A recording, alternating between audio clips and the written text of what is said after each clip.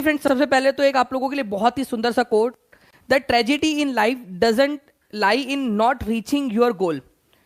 आपके लाइफ के अंदर में ट्रेजेडी वो नहीं होती कि आप अपने लाइफ के गोल तक पहुंच नहीं पाए। ट्रेजेडी तो ये होती है कि गोल ही नहीं है जहां तक पहुंच सके, क्योंकि गोल होगा ही नहीं तो पहुंचोगे भी नहीं, और ना पहुंचने का कोई सवाल ही नहीं उठता अगर गोल ही नहीं है तो लाइफ में। तो फ्रेंड्स लाइफ में गोल होना चाहिए कि भाई करना क्या है। जैसे मान लीजिए फॉर एग्जांपल आपने एक गोल रखा हुआ है कि 130 प्लस आपको लेकर आने हैं, ठीक है, तो वो फ्रेंड्स एक गोल है। नहीं पहुंच पाए वो एक अलग बात होती है, लेकिन गोल ही नहीं होना और बिल्कुल बिना गोल के आगे बढ़ते रहना और बिना गोल के कहीं पहुंचना ही नहीं, ठीक है, ये सबसे बड़ी ट्रेजेडी होती है लाइफ की।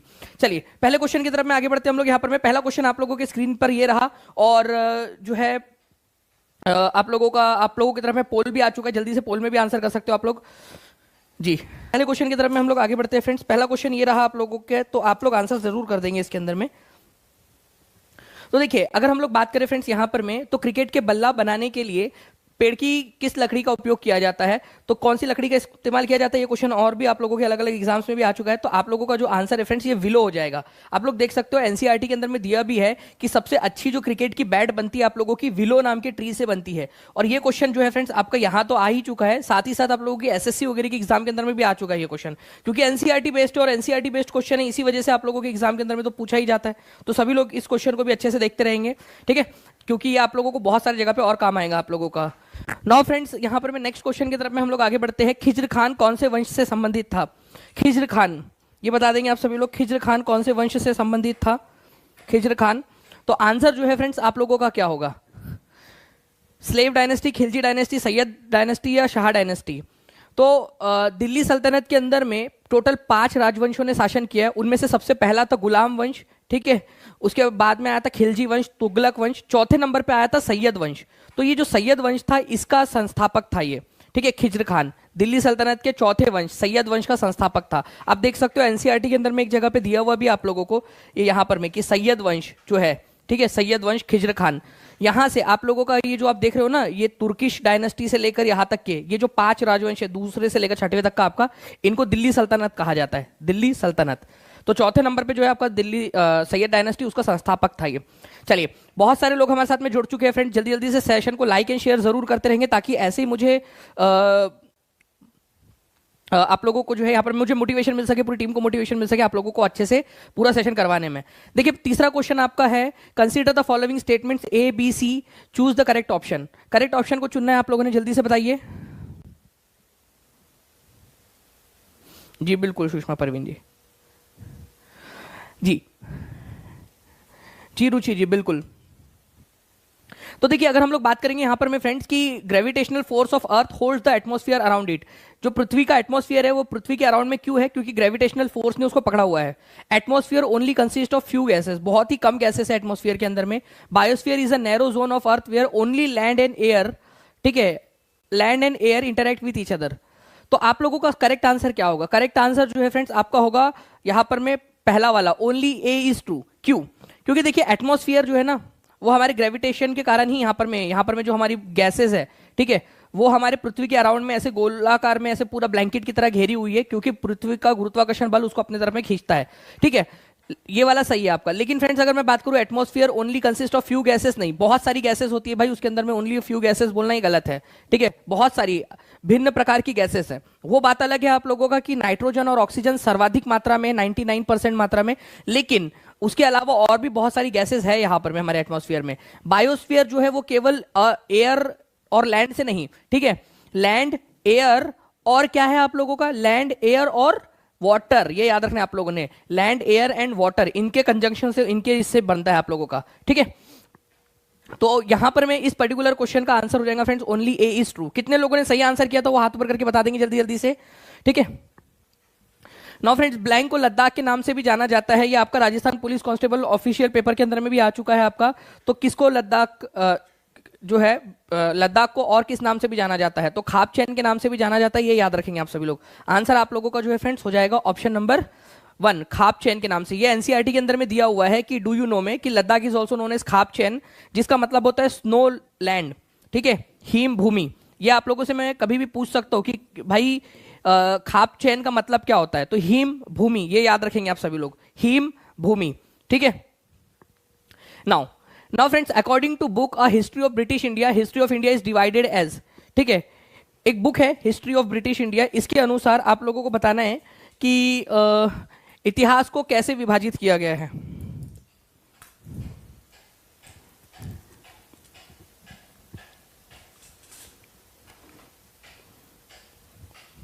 British and modern, ancient medieval and British, ancient, Hindu and Muslim, Hindu Muslim and British.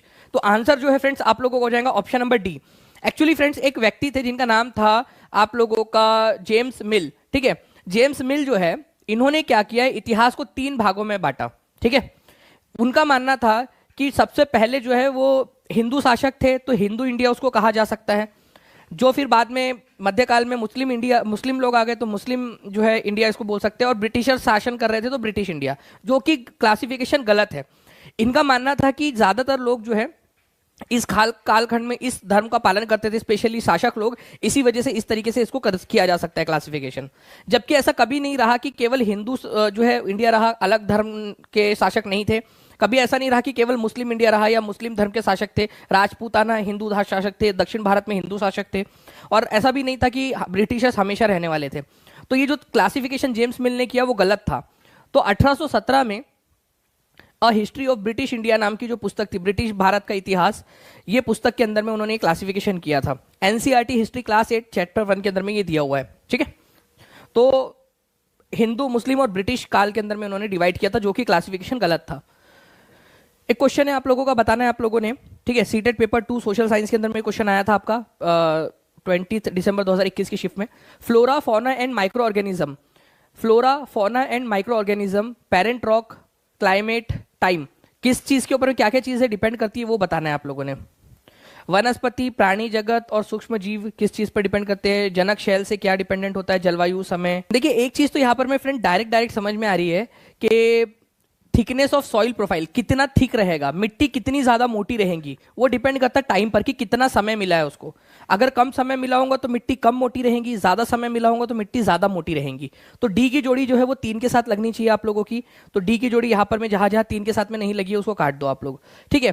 उसके बाद में फ्रेंड्स मैंने आपको एक बार बताया था कि टेक्सचर और कलर, ठीक है। मान लो कि अगर आप अमेरिका में होते, ठीक है, आपका जन्म जो है वो यहाँ पर में जैक और कौन थी वो आपकी मैडम, जो भी है आप लोगों के उधर साइड में अगर आप लोगों का हुआ होता जन्म, तो आप लोग भी बहुत ज्यादा गोरे गोरे से, अभी भी गोरे ही होंगे, अब काला हम लोग काले रंग को गोरा बोल देंगे, कोई बात नहीं, ठीक है। तो वो होते आप लोग सफेद होते बेसिकली, ऐसा मान लेते हैं हम लोग। तो पेरेंट जो है फ्रेंड्स उसके ऊपर में टेक्सचर और कलर डिसाइड होता है। बट हम लोग जो है इंडियन लोग हैं, अपन लोग, आप में हम सब लोग, ठीक है। तो हमारा कलर जो है उस हिसाब से, क्योंकि हमारा वंशानुवंश जो है इसी तरीके से चला आ रहा है। तो पेरेंट रॉक जो है टेक्सचर और कलर डिपेंड करता है उसके ऊपर में। तो बी की जोड़ी 1 के साथ में लगनी चाहिए आप लोगों की, और बी की जोड़ी 1 के साथ में केवल एक यहाँ पर में और यहाँ लगी हुई थी।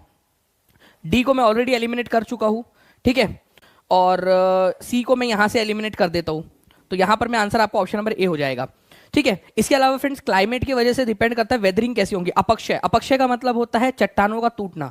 तो अगर हार्श क्लाइमेट है, बहुत ज्यादा जो है कभी ठंडी कभी गर्मी ये सब बदलती रहती है, तो आपका क्लाइमेट जो है फ्रेंड्स हार्श होने के कारण क्या होगा कि वेदरिंग ज्यादा होंगी। तो क्लाइमेट, ठीक है, ये याद रखना है आप लोगों ने, क्लाइमेट जो है उससे वेदरिंग डिपेंड करती है।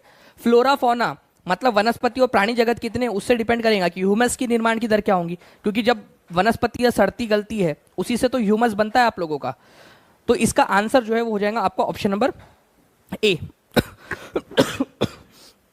ओके, तो देखिए फ्रेंड्स, फ्लोरा फौना मतलब वनस्पति और प्राणी जगत वगैरह से जो है डिपेंड करता है कि ह्यूमस कैसे बनेगा। टाइम से डिपेंड करता है कि थिकनेस कितनी रहेंगी, टाइम से, समय से डिपेंड करता है कि कितनी मोटाई रहेंगी उसकी, क्लाइमेट से डिपेंड करता है कि वेदरिंग कितने स्पीड में होंगी, ओके। और पेरेंट रॉक से टेक्सचर, केमिकल प्रॉपर्टीज उसकी, कलर, मिनरल कंटेंट, परमिएबिलिटी, ये सारी चीजें डिपेंड करती है, ठीक है। तो ये सारी कुछ चीजें थी जो ये मेन ये 4 है फ्रेंड जो आप लोगों ने याद रखने हैं, ओके। तो ये इस तरीके से आप जोड़ियां मिला सकते थे इसको, जितने भी लोग देख रहे हैं यहाँ पर में। नेक्स्ट क्वेश्चन की तरफ में आगे बढ़ते हैं। विच of the following is correct for contour barrier, निम्नलिखित में से कौन सा समोच्च अवरोध के लिए सही है। Rows of trees planted to check the wind movement to protect soil cover, मिट्टी के आवरण की रक्षा के लिए, हवा की गति को रोकने के लिए लगाए गए पेड़ की कतारें, ठीक है। ऐसे आप लोगों ने पेड़ लगा दिए मान लीजिए, तो क्या उसको आप लोग जो है कंटोर बैरियर बोल सकते हो। Broad flat steps are made on the steep slope to reduce soil erosion, मिट्टी के कटाव को कम करने के लिए खड़ी ढलान पर सीढ़ियाँ बना देना, उसको तो आप लोग जो है फ्रेंड्स यहाँ पर में आप एक इमेजिन कर सकते हो इस तरीके से उसको कि कैसे दिखता होगा ये यहाँ पर में, कि एक पहाड़ है उसको इस तरीके से सीढ़ी नुमा आकर में काट देना यहाँ पर में। Ploughing parallel to contour of hills to form a natural barrier, प्राकृतिक अवरोध बनाने के लिए पहाड़ी की अपेक्षक आकृति के समानांतर जुताई करना। या स्टोन, ग्रास और soil are used to build barriers along contour. ठीक है, तो अब देखिए यहाँ पर में इस पर्टिकुलर क्वेश्चन का आंसर क्या हो जाएगा आप लोगों का। ठीक है, बहुत ही इजी क्वेश्चन है, कुछ भी नहीं है यहाँ पर में। अभी जैसे कि मैं यहाँ देख पा रहा हूँ 46% लोगों ने इसका आंसर डी लगाया हुआ है। जो भी लोग पढ़कर आए हैं वो तो आराम से इस क्वेश्चन का आंसर लगा सकते थे, इस क्वेश्चन का आंसर लगा सकते थे। तो आंसर जो है फ्रेंड्स ऑप्शन नंबर डी है आप लोगों का।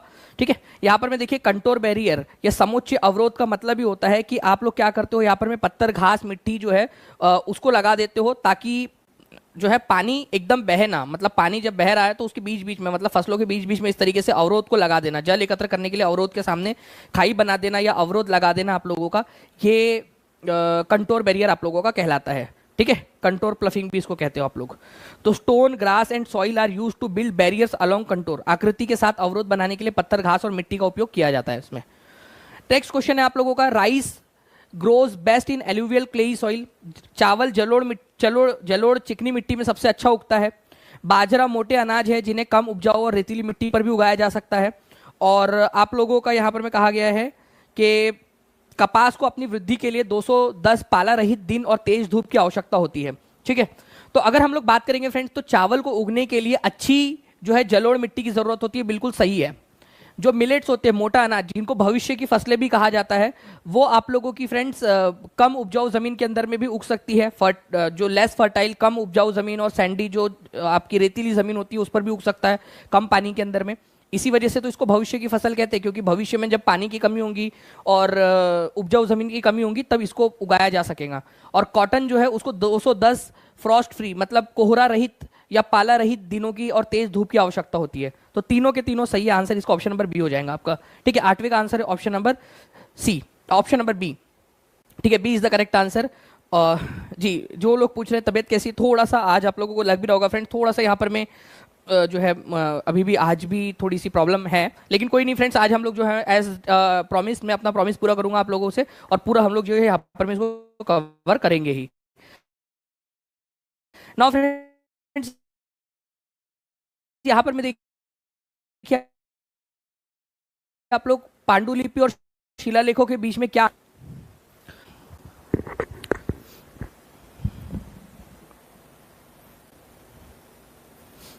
चलिए तो देखिए फ्रेंड्स, अगर हम लोग बात करेंगे यहाँ पर में manuscripts were written on wood while inscription were written on palm leaves. देखिए पांडुलिपियां जो होती है ना फ्रेंड्स, ये आप लोगों की मैन्यूस्क्रिप्ट जो होती है वो आपके ताड़ पत्रों के ऊपर में लिखी जाती है, ताड़ के पत्तों पर, जबकि शिलालेख जो है वो धातु पर या फिर जो आपके हार्ड स्टोन्स होते हैं उनके ऊपर में लिखी जाती है आप लोगों की। ठीक है, तो पांडुलिपियां ताड़ के पत्तों पर और इंस्क्रिप्शन जो होते हैं वो धातु पर या फिर पत्थरों पर, धातु या फिर पत्थरों पर लिखी जाती है। तो ताड़ की पत्री या लकड़ी पर तो हस्तलिपियां जो है लकड़ी पर तो नहीं लिखी जाती, लकड़ी पर, पत्थर भी नहीं लिखी जाती और लकड़ी पर भी नहीं लिखी जाती। किस पर लिखी जाती है? ताड़ पत्री के ऊपर में, ताड़ के पत्तों के ऊपर में, या फिर भुर्ज नाम का एक पेड़ होता है उसकी छाल के ऊपर में लिखी जाती है। जबकि शिलालेख धातु पर लिखे जाते हैं या फिर आप लोगों के पत्थर पर लिखे जाते हैं। शिलालेख के अंदर में शिला में ही पत्थर आ जाता है, तो पत्थर या फिर धातु पर लिखे जाते हैं, कठोर सतह पर। तो आंसर इसका ऑप्शन नंबर सी हो जाएगा। ठीक है, सी आंसर 76% लोगों ने लगाया है, बिल्कुल सही है आप लोगों का। नेक्स्ट पॉइंट की तरफ में हम लोग आगे बढ़ते हैं फ्रेंड्स। यहाँ पर में तो आप लोग देख सकते हो कि ताड़ के पत्तों पर या भुर्ज नाम के पेड़ की छाल पर, ताड़ पत्री, ताड़ के पत्तों पर या फिर भुर्ज नाम का एक पेड़ होता है उसकी छाल पर, भुर्ज पेड़ की छाल पर, पेड़ की छाल पर लिखा जाता है। ये याद रखना है आप लोगों ने। इंस्क्रिप्शन जो होते हैं वो कठोर सतह के ऊपर में लिखे जाते हैं, कठोर सतह।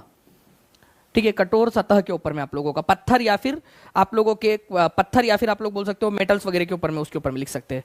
पैरामाउंटेसी का जो सिद्धांत है आप लोगों का, ठीक है, एस्टेट टीजीटी में भी आया था और एनसीईआरटी के अंदर में भी दिया हुआ है। British governor general who adopted the policy of paramountcy. Paramountcy मतलब कि अंग्रेज जो है वो बड़े हैं और बाकी सारे के सारे जितने भी राजा महाराजा है भारत के, वो अंग्रेजों के नीचे रहेंगे। अंग्रेज पैरामाउंट रहेंगे, सर्वोपरि रहेंगे सभी लोगों से। ये होता है पैरामाउंटेसी, पॉलिसी ऑफ पैरामाउंटेसी इसको कहा जाता है। तो पॉलिसी ऑफ पैरामाउंटेसी जो है ये आप लोगों को बताना है किसने लेकर आया था, वॉरेन हेस्टिंग ने, लॉर्ड ऑकलैंड ने, लॉर्ड कॉर्नवालिस ने, या लॉर्ड हेस्टिंग्स ने। ठीक है, तो देखिए फ्रेंड्स, पॉलिसी ऑफ पैरामाउंटेसी एक बहुत ही इंपॉर्टेंट कंसेप्ट है आप लोगों का, जो अक्सर एग्जाम के अंदर में आप लोगों से पूछते हैं। ठीक है, पॉलिसी ऑफ पैरामाउंटेसी, और ये लॉर्ड हेस्टिंग्स जो थे वो लेकर आए थे। एक्चुअली दो हेस्टिंग्स हुए, एक को वॉरेन हेस्टिंग्स बोल देते हम लोग और एक को लॉर्ड हेस्टिंग्स, शॉर्ट नॉर्मल सा लिख देते हम लोग। तो एनसीईआरटी के अंदर में जो है फ्रेंड्स, आप लोगों को याद रखना है कि लॉर्ड हेस्टिंग्स का इस्तेमाल किया गया है, जो सेकंड वाले जो हेस्टिंग्स थे उनके लिए। वॉरेन हेस्टिंग नहीं लिखा गया उनके सामने। तो 1813 से 1823 के बीच में जो है फ्रेंड्स, आप लोगों को याद रखना है कि ये गवर्नर जनरल थे और इन्होंने पॉलिसी ऑफ पैरामाउंटेसी जो है वो इनिशिएट की थी। मतलब भारत के अंदर में जो राजे रजवाड़े हैं उनको अंग्रेजों को अपना बॉस मानना पड़ेगा, ये वाली बात यहां पर में की गई थी पॉलिसी ऑफ पैरामाउंटेसी के अंदर में। ठीक है, खजुराहो के मंदिरों का निर्माण किसने करवाया था, ये बता दीजिए आप लोग जल्दी से सभी लोग। तो फ्रेंड्स, खजुराहो के जो मंदिर है ये आप लोगों को मध्य प्रदेश के अंदर में देखने के लिए मिलेंगे। मध्य प्रदेश के अंदर में जो है खजुराहो का पूरा एक कॉम्प्लेक्स है आप लोगों का। ठीक है, तो उसके अंदर में आपको चंदेला राजवंश जो थे उन लोगों ने इसका निर्माण करवाया था। इवन जो है आप लोगों को कंदारिया महादेव टेम्पल, ये जो कंदारिया महादेव टेम्पल है ये भी खजुराहो के मंदिर परिसर के अंदर में ही देखने के लिए मिलता है आप लोगों को, तो ये आप लोगों ने याद रखना है। तो चंदेला राजवंश के राजाओं ने इसका निर्माण करवाया था मध्य प्रदेश के अंदर में, खजुराहो के मंदिरों का। ओके, नाउ नेक्स्ट फ्रेंड्स, आपका सत्रिया, मोहिनीअट्टम, भरतनाट्यम, कुचिपुड़ी, इसको आप लोगों को जोड़ी लगानी है, जल्दी से लगाइए आप सभी लोग। चलिए, सत्रिया, मोहिनीअट्टम, भरतनाट्यम, कुचिपुड़ी। तो सत्रिया डांस जो है फ्रेंड्स ये आसाम का है, ये बहुत ही इंपॉर्टेंट है, ये याद रखेंगे आप लोग। ठीक है, आसाम में सत्रिया डांस, तो एक ही जोड़ी 4 के साथ लगनी है आप लोगों की और एक ही जगह पे लगी है और आपका आंसर फिनिश हो गया यहाँ पर में। मोहिनी जो है फ्रेंड्स केरला की है, मोहिनी केरला, मोहिनीअट्टम और कुचिपुड़ी ये याद रखना है आप लोगों ने। आप लोगों का मोहिनीअट्टम और आप लोगों का कथकली। ठीक है, मोहिनीअट्टम और कथकली केरला की है, तो मोहिनीअट्टम बी हो जाएगा आपका। भरतनाट्यम जो है तमिलनाडु का है आप लोगों का, सी, भरतनाट्यम तमिलनाडु। और कुचिपुड़ी जो है वो आंध्र प्रदेश का है।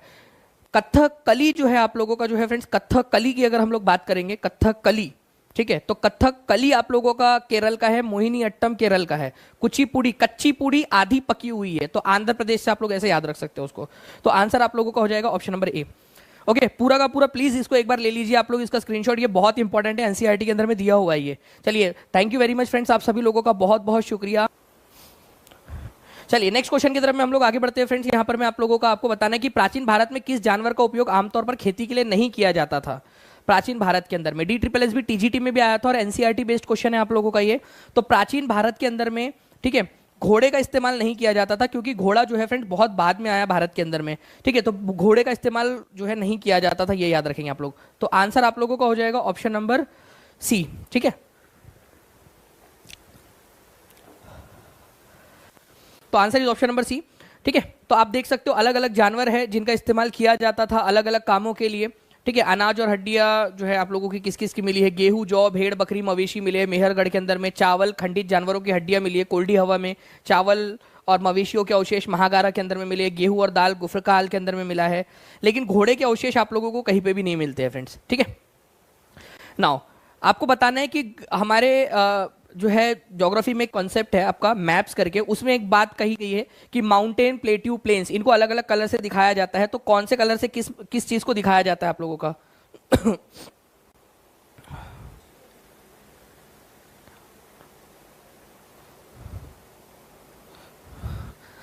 माउंटेन, प्लेट्यू, प्लेन्स, ठीक है, बताइए इसका आंसर क्या होगा? Mountain, plateau, plains. ठीक है, तो अगर आप लोगों को मैं यहाँ पर मैं एक्सप्लेनेशन में दिखाऊं तो जो जो वाटर बॉडीज होती है आप लोगों की, जो पानी होता है, जलाशय होते हैं, उनको ब्लू कलर से, नीले कलर से दिखाया जाता है।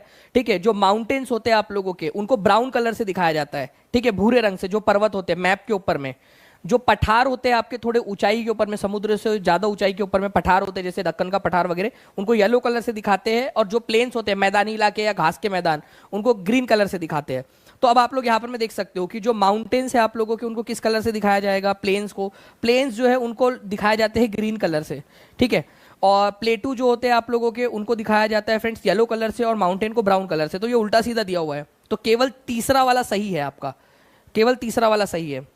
तो आंसर इसका होना था आप लोगों को ऑप्शन नंबर बी। 39% लोगों ने सही आंसर दिया है। ठीक है, अरब के लोग गए थे या चीन के लोग गए थे? दोनों ही गए थे, दोनों का ही प्रभाव देखने के लिए मिलता है। अहद मसूरी जी आपका केरल के अंदर में। तो answer is option number B आपका। ये इसको थोड़ा सा याद रखना, ब्लू कलर से वाटर बॉडीज दिखाई जाती है, ब्राउन कलर या फिर भूरे रंग से पर्वत दिखाई जाते हैं, पीले रंग से पठार और हरे रंग से मैदानों को दिखाया जाता है। काराकोरम पर्वत श्रृंखला तथा पीर पंजाल पर्वत श्रृंखला के बीच कौन सी दो पर्वत पाई जाती है? जल्दी से बताइए आप सभी लोग। देखिए अगर हम लोग बात करेंगे फ्रेंड्स काराकोरम पर्वत श्रृंखला और पीर पर्वत श्रृंखला आप लोगों की, ठीक है, तो काराकोरम जो है ये सबसे ऊपर में है भारत के अंदर में, लद्दाख के अंदर में और कश्मीर के अंदर में आप देख सकते हो सबसे ऊपर में काराकोरम रेंज है आप लोगों की, ठीक है। और दूसरा आप लोगों से पीर पंजल कहा है आप लोगों से, तो पीर पंजल पर्वत श्रृंखला यहां पर में, इसके बीच में दो पर्वत श्रृंखलाएं पाई जाती है, लद्दाख और झांसकर, लद्दाख और झांसकर।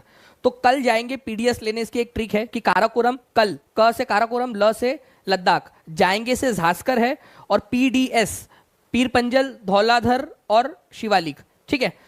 तो कल जाएंगे पीडीएस लेने से, क से काराकोरम, ल से लद्दाख, जाएंगे से झांसकर और प से पीर पंजल। तो ल और जाएंगे मतलब लद्दाख और झांसकर रेंज है आप लोगों की इसके बीच में।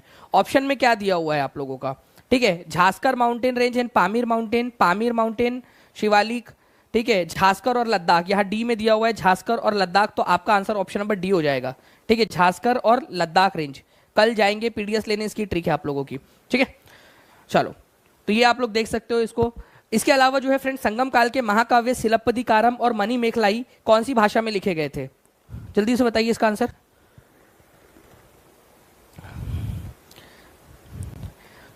संगम काल के महाकाव्य सिलप्पदिकारम और मणिमेखलाई कौन सी भाषा में लिखे गए थे? पाली, ठीक है, डेमोनिएक, संस्कृत या तमिल? तो तमिल भाषा के अंदर में लिखे गए थे। ये तमिल संगम काल के अंदर में लिखे गए, मतलब तमिल भाषा में। संगम काल में जितनी भी रचनाएं हैं वो आपकी तमिल भाषा की है, ये याद रखना है आप सभी लोगों ने। ओके, तो answer is option number D, Tamil भाषा की है सिलप्पदिकारम और मणिमेखलाई। निम्नलिखित में से कौन सा मानचित्र का घटक नहीं है? मानचित्र जो है फ्रेंड्स उसके अंदर में क्या क्या चीजें होती है आप लोगों की? तो मानचित्र के अंदर में आप लोगों को जो है सिंबल्स दिखाए जाते हैं, अलग अलग प्रकार के प्रतीक चिन्ह उसमें दिखाए जाते हैं, अलग जो है डिस्टेंस कितना है दो जगहों के बीच में वो दिखाया जाता है आप लोगों का, डायरेक्शन दिखाई जाती है। बट मानचित्र का आकार कितना है, छोटा मानचित्र है या बड़ा मानचित्र है, आपने छोटे साइज में उसको प्रिंट किया है, बड़े साइज में प्रिंट किया है, उसका साइज कितना है, वो उसका जो है कोई पैमाना नहीं है, ठीक है, ये याद रखना है आप सभी लोगों ने। तो साइज जो है वो उसका पैमाना नहीं है। यहां पर में तीन चीजें आप ध्यान रखेंगे आप लोग कंपोनेंट्स ऑफ मैप के अंदर में। डिस्टेंस है कि दो जगहों के बीच में डिस्टेंस कितना है वो मैप पे दिखाना बहुत जरूरी है। डायरेक्शन, कौन सी डायरेक्शन में है, चले कि आपका दिल्ली जो है वो भारत में और आप दिखा रहे हो भारत में, और सिंपल क्योंकि इतना बड़ा मैप है आप लोगों का कि आपने बहुत बड़ा टेबल के आकार का मैप बनाया है या बुक के अंदर में एक पेज में मैप बना लिया है आप लोगों ने, ठीक है। तो साइज जो है वो उसका मानचित्र का घटक नहीं है। और ये मैं आपको बता दूं फ्रेंड्स कि एनसीईआरटी के अंदर में बेस्ड क्वेश्चन है, एनसीईआरटी का बेस्ड क्वेश्चन एग्जाम में पूछ सकते हैं आप सभी लोगों से, ठीक है। चलिए, तो C is the correct answer. Buddhacharita की रचना किसने की? अश्वघोष ने। अच्छा, कौन सी भाषा में की थी ये भी क्वेश्चन आ सकता है आप लोगों से, ठीक है। मार्क माय वर्ड, ये क्वेश्चन आप लोगों से पूछ सकते हैं। मुझे बस कल तक का समय दीजिए, कल जैसे ही मैं ठीक होता हूँ ना, मैं आप लोगों को इसी के ऊपर में जो है और बहुत सारे जो है एक्स्ट्रा पॉइंट जो बन सकते हैं वो भी आप लोगों को कराऊंगा। आज थोड़ी सी सेहत ध्यान साथ नहीं दे रही है, बट बहुत सारी जो है और भी चीजें जो मुझे बतानी थी आप लोगों को इसके अंदर में, बट उसके अंदर में हम लोग और करेंगे इसको, ठीक है। संस्कृत, तो कनिष्क जो है उनके दरबार में थे अश्वघोष। मैं आपको ये बताना चाह रहा था कि अश्वघोष जो है फ्रेंड्स, ये जो कनिष्क थे आपके, ये महायान बुद्धिज्म को फॉलो करते थे। ये भी महायान, मैं इसलिए बता रहा था आपको, ये महायान बुद्धिज्म से फॉलो करते थे। ये एनसीईआरटी में नहीं है कनिष्क वाला महायान बुद्धिज्म का, लेकिन मैं एक्स्ट्रा इसलिए बता रहा हूँ क्योंकि आपको याद रखना है कि जो हर्षवर्धन थे वो भी महायान बुद्धिज्म को फॉलो करते थे महायान बुद्धिज्म को फॉलो करते थे। तो कनिष्क जो कि ईसवी सन जो है 78 एडी के हैं, 78 एडी के अंदर में उनका राज्याभिषेक हुआ था। और फिर 7वीं शताब्दी में जो हर्षवर्धन आए थे, दोनों के दोनों महायान बुद्धिज्म को फॉलो करने वाले थे। मुस्लिम लीग द्वारा किस दिन को प्रत्यक्ष कार्रवाई दिवस के रूप में घोषित किया गया था? 19वें नंबर का क्वेश्चन है आपका। तो मुस्लिम लीग जो है फ्रेंड्स उन्होंने, ठीक है, प्रत्यक्ष कार्रवाई दिवस के रूप में घोषित किया था कौन से तारीख को? बट मैं इसमें एक और क्वेश्चन आप लोगों का जोड़ना चाहूंगा कि 16 अगस्त 1946 को जोड़ा था, बट कौन से वाले प्लान के फेल होने के बाद में, कौन सा प्लान था जो फेल हो गया था उसके बाद में उन्होंने किया था। ये क्वेश्चन हाई लेवल क्वेश्चन है फ्रेंड्स, और आप लोगों को जो है सीटेट के बाद में जॉब लगाने में आप लोगों की मदद करेगा। ठीक है, तो फ्रेंड्स आया था आपका cabinet mission plan, cabinet mission plan आया था। कैबिनेट मिशन प्लान जो है फ्रेंड्स ये आया था मार्च 1946 के अंदर में, 1946 के अंदर में आया था, जिसके अंदर में कैबिनेट के 3 मंत्री आए थे, आप लोगों के मेन वाले 3 कैबिनेट के मंत्री, ब्रिटेन की कैबिनेट के मंत्री। उन्होंने प्लान रखा था कि भारत का पार्टीशन नहीं होगा, भारत का बंटवारा नहीं होगा। उसके विरोध में उन्होंने प्रत्यक्ष कार्रवाई दिवस मनाया था, जिसमें दंगा फसाद वगैरह बहुत सारी चीजें हुई थी इस दिन, जिसके वजह से बाद में जाकर भारत का बंटवारा जो है वो करना ही पड़ा अंग्रेजों को जबरदस्ती जाकर। तो आंसर इसका ऑप्शन नंबर बी हो जाएगा। तो कैबिनेट मिशन फेल हो जाने के कारण, ये कैबिनेट मिशन ने मुस्लिम लीग की बात नहीं मानी थी, इसी वजह से उन्होंने इस प्रत्यक्ष कार्रवाई दिवस को मनाया था। नेक्स्ट क्वेश्चन की तरफ मैं आगे बढ़ने से पहले मैं आपको बता दूं फ्रेंड्स कि ये आप लोगों को देख सकते हो, कैबिनेट मिशन की विफलता के बाद मुस्लिम लीग ने पाकिस्तान की अपनी मांग मनवाने के लिए जन आंदोलन शुरू करने का फैसला लिया, और उसने 16 अगस्त 1946 को प्रत्यक्ष कार्रवाई दिवस मनाने का आह्वान किया था। इसी दिन कलकत्ता में दंगे भड़के और कई दिन तक चलते रहे, और ये दंगों के अंदर में फ्रेंड्स हजारों लोग मारे गए 1947 तक, और ये दंगे पूरे उत्तर भारत के अंदर में फैल गए थे। बहुत ही व्यापक तौर पर आप लोगों को इसका प्रभाव देखने के लिए मिला, और ये प्रभाव के कारण ही भारत का बंटवारा हुआ था। तो 16 अगस्त 1946 को जो है ये दिवस मनाया गया था, प्रत्यक्ष कार्रवाई दिवस। निम्नलिखित में से किस ग्रह की घूर्णन गति सबसे अधिक है? घूर्णन गति का मतलब क्या होता है? रोटेशन, ठीक है, घूर्णन। बताइए, घूर्णन गति सबसे अधिक है।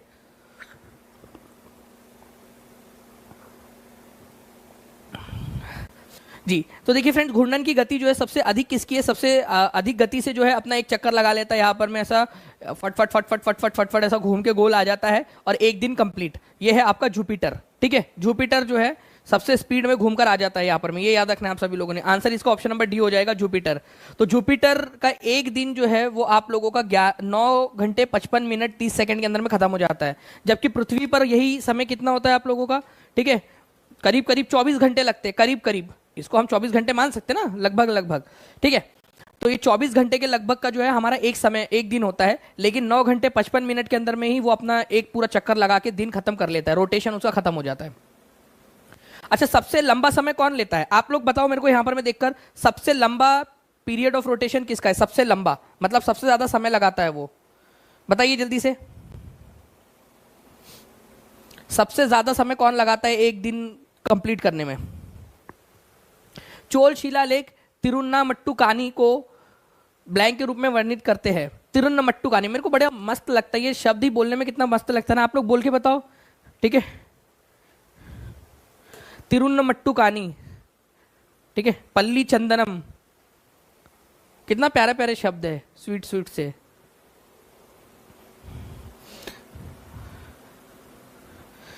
जी, तो देखिए यहाँ पर मैं फ्रेंड्स आप लोगों का अगर हम लोग बात करें तिरुन्नामट्टुकानी की, तो तिरुन्नामट्टुकानी को ही आप लोग देवदान के नाम से भी जानते हो। तो ऐसी भूमि जो आप लोगों की टेम्पल्स को दान में दी जाती थी, उनको जो है देवदान या तिरुन्नामट्टुकानी कहा जाता था। इसको देवदान भी कहते थे आप लोग, देवदान, ठीक है, देवदान भी इसको कहा जाता था। तो आंसर आप लोगों को हो जाएगा ऑप्शन नंबर डी, ठीक है। यहाँ पर मैं आप लोग देख सकते हो, देवदान या तिरुन्नामट्टुकानी जो है फ्रेंड्स आप लोगों का टेम्पल्स को दान में दी गई भूमि होती थी। और पल्ली चंदनम जैन इंस्टीट्यूशंस को, एक बार बोल के बताओ सभी के सभी लोग, और जितने भी लोग देख रहे हैं फ्रेंड्स लाइक एंड शेयर जरूर करते रहेंगे, ताकि ऐसे ही मैं आप लोगों को और भी बहुत सारी चीजें बता सकूं।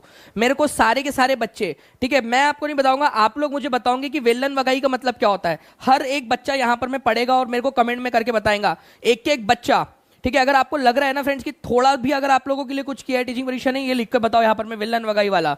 सभी लोग लिखेंगे वेलन वगाई क्या है आप लोगों की, ठीक है, वेलन वगाई, ठीक है, सभी लोग लिखिए वेलन वगाई किसको दान में दी जाने वाली भूमि थी आपकी। हर एक बच्चा यहां पर में लिखेगा, बहुत ज्यादा काम आएगा फ्रेंड्स, एक एक मार्क्स आपको आगे बढ़ाएगा आप लोगों की सफलता की तरफ में।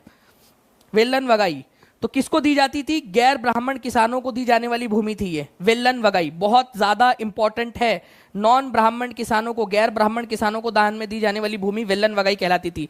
एस्टेट में आ चुका क्वेश्चन है वो। सैयद राजवंश के ठीक बाद निम्नलिखित में से किस राजवंश ने दिल्ली पर शासन किया? ठीक है, ए, बी, सी और डी, ठीक है। Khalji dynasty, Lodhi dynasty, Rajput dynasty या तुगलक डायनेस्टी? जस्ट बाद, सैयद वंश के जस्ट बाद में किसने शासन किया है?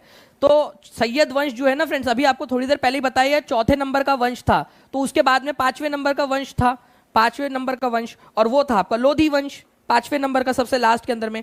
ठीक है, तो आंसर इसका हो जाएगा ऑप्शन नंबर बी आप लोगों का। ठीक है, B is the correct answer. तो लोधी जो सैयद वंश है उसके तुरंत बाद में सैयद वंश के खिजर खान ने जिसकी स्थापना की थी, उसके जस्ट बाद में लोधी वंश आया था। ठीक है, बहलूल लोधी ये दिल्ली सल्तनत का आखिरी वंश था, आखिरी वंश। ठीक है, चलिए, तो ये याद रखेंगे। मैं चाहे कितना भी एफर्ट्स लग जाए, तो सैयद वंश के तुरंत बाद जो है फ्रेंड्स लोधी वंश जो है, आपको याद रखना है यहां पर में, लोधी वंश जो था उसने शासन किया था। ठीक है, लोधी वंश ने शासन किया था, ये याद रखेंगे आप सभी लोग। ठीक है, लोधी वंश ने। ठीक है, इंपॉर्टेंट पॉइंट है आप लोगों का। ठीक है, लोधी वंश ने शासन किया है। मुगल चित्रकला का स्वर्णिम काल किसको कहा जाता है? ये आप लोगों का AWES की एग्जाम के अंदर में भी आया था। ठीक है, AWES में भी आया था और NCERT बेस्ड क्वेश्चन है।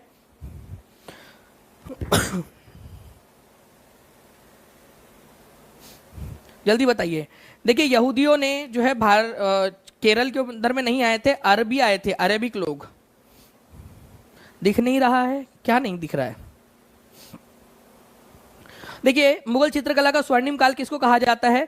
तो मुगल चित्रकला का स्वर्णिम काल कहा जाता है जहांगीर के समय काल को। आप लोगों को पता है फ्रेंड्स, जहांगीर जो है वो एक नंबर का पियक्कड़ था। ठीक है, जहांगीर, लेकिन उसको पेंटिंग का बड़ा शौक था। मतलब कि जो लोग पी लेते हैं ना, जो बहुत ज्यादा पीने वाले लोग रहते हैं, शायद से कलाकार भी रहते हैं यहाँ पर में। वो देवदास भी था ना आप लोगों का, देवदास, वो भी कलाकार था, पेंटिंग वेंटिंग बनाने का शौक था उसको। तो ऐसा कहा जाता है कि जहांगीर जो है इतना मस्त, खुद उसको पेंटिंग आती थी। ठीक है, पेंटिंग आर्टिस्ट था, पेंटर नहीं था। मैंने एक बार क्लास में कह दिया कि जहांगीर जो है पेंटर था, तो वो एक मैडम थी क्लास के अंदर में, वो नाराज हो गई, सर पेंटर मत बोला करो, आर्टिस्ट बोला करो, मेरे हस्बैंड भी आर्टिस्ट है सर। तो मैंने कहा ठीक है मैडम, ठीक है, आर्टिस्ट बोलेंगे उनको, पेंटर नहीं बोलेंगे। हम लोग तो यार, मैं पेंटिंग करता था तो हमारी पेंटिंग की क्लास होती थी, हम नहीं कहा कभी आर्ट की क्लास है भाई, पेंटिंग की क्लास है, ड्राइंग की क्लास है, हम लोग ऐसे ही कहते थे। ठीक है, तो आर्टिस्ट था भाई वो तुम्हारा जहांगीर जो है, आर्टिस्ट था। ठीक है, पियक्कड़ बोलने में किसी को दिक्कत तो नहीं है ना? किसी के भाई, किसी कोई खुद मैं सर मैं पियक्कड़ हूँ, मेरे को पियक्कड़ मत बोलो, ऐसा तो कोई नहीं है? ठीक है, चलो, नहीं तो पता चले कि सर मैं पीता हूँ, सर पियक्कड़ मत बोलो मेरे को। ठीक है, उसके लिए कोई दूसरा शब्द सुझा देना। पियक्कड़ था, बहुत ज्यादा शराब के नशे में धुत रहता था हमेशा, बचपन से ही बहुत ज्यादा पीने की लत लग गई थी उसको। छूकर बता देता था, ऐसा जो है ना, पेंटिंग को छूकर बता देता था यहाँ पर में।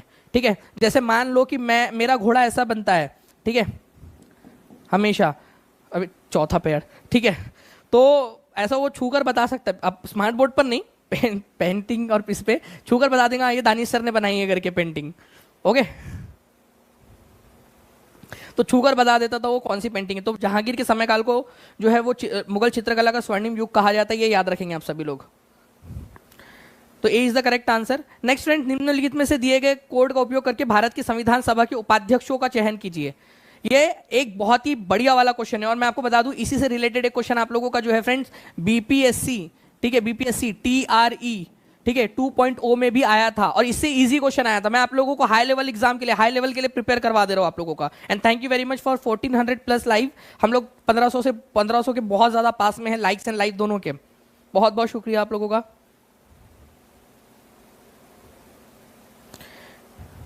चलिए, तो BN Rao, HC Mukherjee, VT Krishnamachari, GV, ठीक है, मावलंकर। देखिए फ्रेंड्स, एक मैं ना अब आप लोगों को सारी चीजें बता देता हूँ, इतना खर्चा हो गया और आप लोग इतना प्यार से पढ़ रहे हो ना, तो मुझे मजा आ रहा है पढ़ाने में। ठीक है, तो BN राव जो है फ्रेंड्स, ये सलाहकार थे, सलाहकार, कहा के सलाहकार थे, संविधान सभा के सलाहकार थे। HC मुखर्जी और VT कृष्णमाचारी, ठीक है, ये लोग जो है फ्रेंड्स क्या थे, हमारे संविधान सभा के उपाध्यक्ष थे, संविधान सभा के उपाध्यक्ष, ये भी याद रख सकते हो आप लोग, संविधान सभा के उपाध्यक्ष। नेक्स्ट जो है फ्रेंड्स आप लोगों का GV मावलंकर की अगर हम लोग बात करेंगे, तो ये हमारे भारत की पहली, ठीक है, ये याद रखना है आप लोगों ने, ठीक है, हमारे भारत की जो फर्स्ट लोकसभा है उसके स्पीकर थे, फर्स्ट लोकसभा के स्पीकर, लोकसभा स्पीकर। और ये क्वेश्चन आप लोगों का रीट में आया था, रीट 2021 के अंदर में, रीट 2021 में। लीजिए, आपका एक और क्वेश्चन क्लियर हो गया यहाँ पर में, रीट 2021 के अंदर में। BN राव वाला क्वेश्चन तो मल्टीपल एग्जाम्स में आ चुका है, और ये उपाध्यक्ष वाला HC मुखर्जी वाला क्वेश्चन जो है वो TRE 2.0 में आया था, TRE 2.0 में। ठीक है, तो इस तरीके से आप लोगों के क्वेश्चंस आए हुए हैं सारे के सारे आपके।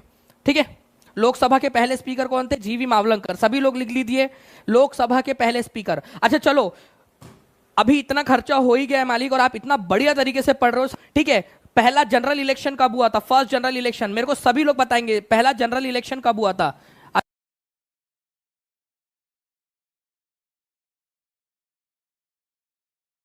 आपको बताना है कि पहला जनरल इलेक्शन कौन से साल में हुआ था। ये बहुत इंपॉर्टेंट क्वेश्चन है। तो फ्रेंड्स 1951, ठीक है, से लेकर 1952 तक, ठीक है, ये जनरल इलेक्शन हुआ था 51-52 में। भाई पहली पहली बार मोहब्बत की है, कुछ ना समझ में आए क्या करूं, वैसा ही वाला काम था। पहली पहली बार जनरल इलेक्शन है, क्या करे क्या ना करे कुछ समझ नहीं आ रहा था, लंबा समय लगा। 1951 से 1952 तक का समय काल लगा है आप लोगों को, ये याद रखेंगे आप सभी लोग, ठीक है। 1951 से 52 तक का समय काल लगा था। तो इस पर्टिकुलर क्वेश्चन का आंसर जो है आप लोगों का ऑप्शन नंबर जो है डी हो जाएगा, B and C are correct. Now doctrine of lapse. Doctrine of lapse ये क्या बला है, पहले तो ये एक्सप्लेन कर देता हूं आपको। डॉक्ट्राइन ऑफ लैप्स का मतलब ये होता है फ्रेंड्स, व्यापगत का सिद्धांत या विलय की नीति भी इसको बोलते हो आप लोग। इसमें अगर कोई एक राजा है, अगर उस राजा का खुद का अपना एक बेटा नहीं है, सन, ठीक है, उसका बेटा नहीं है, ठीक है, तो उसका बेटा अगर नहीं है, या उसकी बेटी है लेकिन बेटा नहीं है, या गोद लिया हुआ बेटा है, वो भी नहीं चलेगा। खुद का अपना पर्सनल प्राइवेट बेटा होना चाहिए उसका, वो नहीं है तो उसका राज्य जो है वो अंग्रेज अपने राज्य में मिला लेंगे। तो व्यापगत के सिद्धांत के तहत अंग्रेजों ने अलग अलग राज्यों को अपने राज्य में मिला लिया था, ठीक है। तो कौन कौन से राज्यों को कब कब मिलाया उसके बारे में मैं बताना चाहूंगा। 1848 में ये नीति लेकर आई गई थी, किसके द्वारा? डल हाउजी के द्वारा। डल हाउजी ने ये लेकर आया था। तो सातारा को सबसे पहले, मेरे साथ में सभी लोग लिखेंगे कि सबसे पहला राज्य जिसको डॉक्ट्राइन ऑफ लैप्स, व्यापगत का सिद्धांत या हड़प की नीति, जिसके तहत पहला राज्य जो हथियाया गया था वो कौन सा था? सातारा था। Satara was the first state जिसको हथियाया गया था। तो आंसर आपका ऑप्शन नंबर जो है आपका सातारा होगा 1848 के अंदर में। उसके बाद में जो है फ्रेंड्स यहाँ पर मैं आप लोग देख सकते हो संभलपुर है, ठीक है, 1850 के अंदर में। उदयपुर है आप लोगों का, ये उदयपुर राजस्थान वाला नहीं है, हाँ, ये उदयपुर जो है आप लोगों का फ्रेंड्स आज का जो छत्तीसगढ़ है ना, वहां पर में एक छोटी सी रियासत थी उदयपुर। ये नागपुर है, ओरिजिनल वाला नागपुर जो महाराष्ट्र में 1953 भोसले, राजा भोसले की रियासत थी यहाँ पर में, ठीक है। झांसी 1854 में। यार इतने सारे राजा तुम्हारे, मतलब यार तुमको पता है कि इतना कुछ है, 1848 से समय था, अरेंजमेंट कुछ करके रखना चाहिए था ना, मतलब यार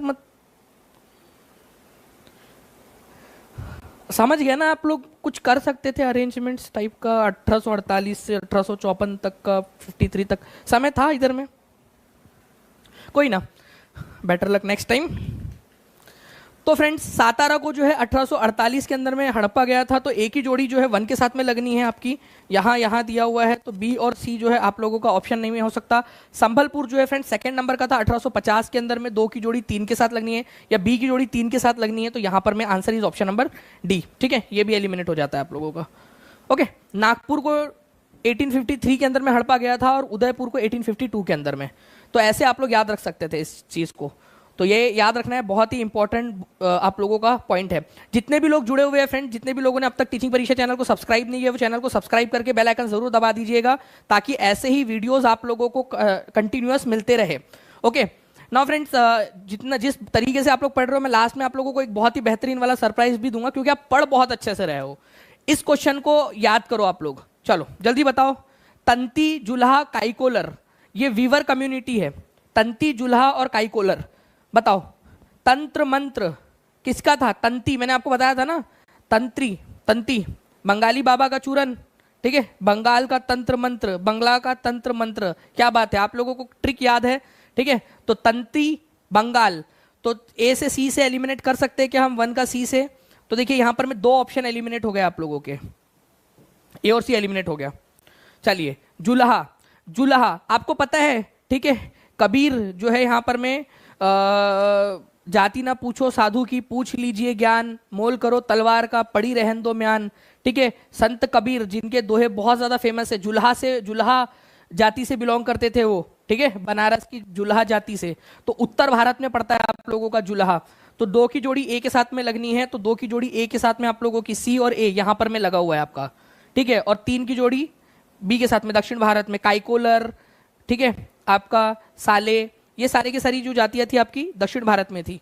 तो बी की जोड़ी आंसर जो है यहाँ पर में हो जाएगा आपका ऑप्शन नंबर बी, 25, 26वें नंबर का। 25 में से 25 कितने लोगों के आए थे ये भी बता दो यार। 25 में से 25, 25 में से 24, 25 में से 23, कितने लोगों के थे वो भी बताते जाएंगे आप लोग मुझे जल्दी जल्दी से। तो आंसर जो है आप लोगों का यहाँ पर हो जाएगा ऑप्शन नंबर बी, ठीक है। तो B is the correct answer. तंती, मेरे साथ साथ में सभी लोग अपने अपने मन में बोलेंगे, चाहे आपके घर वाले जो है आप लोगों को पागल समझे, लेकिन कोई बात नहीं, ठीक है। तंती जो है फ्रेंड्स ये बंगाल के थे। जुलाहा जो है ये मोमिन भी कहा जाता है इनको, नॉर्थ इंडिया के थे। साले, काइकोलर या देवांग, बोलो। साले मतलब घर पे मत बोलना, नहीं तो पता चले पापा के सामने बैठे हुए हो और जूते से पिटाई होंगी, उसकी जिम्मेदारी मेरी नहीं। हाँ, मतलब ये शब्द थोड़ा धीरे बोल देना। काइकोलर और देवांग, ठीक है, आप लोगों का ये कहा के थे कि दक्षिण भारत के थे, ये आप लोगों की जिम्मेदारी। तो साले, काइकोलर और देवांग ये दक्षिण भारत के जो है जुल्हा, ये दक्षिण भारत के जो है वीवर कम्युनिटीज थी, ये याद रखना है आप सभी लोगों ने। ओके, चलिए। नाउ फ्रेंड्स, इल्बर्ट बिल के बारे में कौन सी वाली बात सही है ये भी बता दीजिए। इवन आज मेरी तबीयत खराब थी और उसमें आप लोगों ने जो सपोर्ट दिखाया है, मैं आप लोगों से प्रॉमिस करता हूं यहां पर मैं कि I will pay back to you for this, ठीक है। I will return this as a gift to you, जो आप लोगों ने आज सपोर्ट दिखाया है even when I was not feeling well. तो थैंक यू वेरी मच आप सभी लोगों का, बहुत बहुत शुक्रिया। तो इल्बर्ट बिल के संदर्भ में निम्नलिखित में से कौन सा वाला कथन सही नहीं है। देखिए फ्रेंड्स, ये जो बिल था आप लोगों का, इस विधेयक में प्रावधान किया गया था कि भारतीय न्यायाधीश भी ब्रिटिश या यूरोपीय व्यक्तियों पर मुकदमा चला सकते हैं। ये बिल्कुल प्रावधान किया गया था, ये सही है आपका, ठीक है। The bill provided for no trial of British a European person by Indian जज, ये गलत है। देखो ये दोनों ऊपर उल्टे सीधे दिए गए ना, ये बोल रहा है कि नो ट्रायल ऑफ ब्रिटिश और यूरोपियन पर्सन बाय इंडियन जज, ये उल्टा दिया हुआ है, दोनों उल्टे सीधे दिए, दोनों एक साथ कैसे सही हो सकते हैं। तो पहला वाला सही है, दूसरा वाला गलत है, और आपसे गलत वाला ही तो पूछा है। एक्चुअल में हुआ क्या था मैं आप लोगों को बताता हूं, मेरी बात को ध्यान से सुनना। और ये क्वेश्चन DSSB में आया था फ्रेंड्स, एक और इजी क्वेश्चन था। DSSB में क्या पूछा था वो बता देता हूं। तो अगर Ilbert bill, DSSB team please अगर उस क्वेश्चन को हम लोग लगा पाए यहाँ पर, मैं बच्चों को दिखा सकी इल्बर्ट बिल जो है आप लोगों का 1883 में किस चीज से रिलेटेड था, ठीक है, या फिर कौन से वाले वायसराय के समय में पास हुआ था, ऐसा क्वेश्चन आया था। Ilbert bill was pass in which of the following viceroy, ऐसा क्वेश्चन आपका DSSB में आ चुका ऑलरेडी। अगर मिल जाता है स्पीड में तो वो लगा देंगे हम लोग यहाँ पर में। देखिए इल्बर्ट बिल आया था आप लोगों का 1883 में, ठीक है, इल्बर्ट बिल लाया गया था। तो फ्रेंड्स इल्बर्ट बिल लाया ही गया था, अलग अलग नहीं होते। जज तो जज होता है, जजेस में भेदभाव नहीं होना चाहिए, ठीक है। तो इंडियन और यूरोपियन जजेस में भेदभाव ना हो उसके लिए इल्बर्ट बिल लाया गया था। तो फ्रेंड्स इल्बर्ट बिल लाया ही गया था आपका भेदभाव को कम करने के लिए, और आपका ऑप्शन नंबर बी जो है वो भेदभाव को बढ़ा रहा है।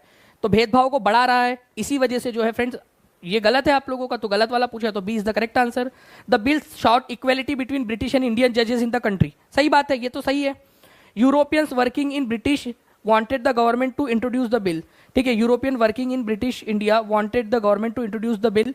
भारत में काम कर रहे अंग्रेजों ने सरकार से इस बिल को लाने की मांग की थी, लेकिन फ्रेंड्स बाद में बहुत सारे लोगों ने जो है इसको बाद में बहुत सारे और जो लोग थे उन्होंने क्या किया, इसका विरोध किया था, जिसके कारण इसको वापस लेना पड़ा था, ठीक है। तो आंसर इसका ऑप्शन नंबर बी हो जाएगा आपका।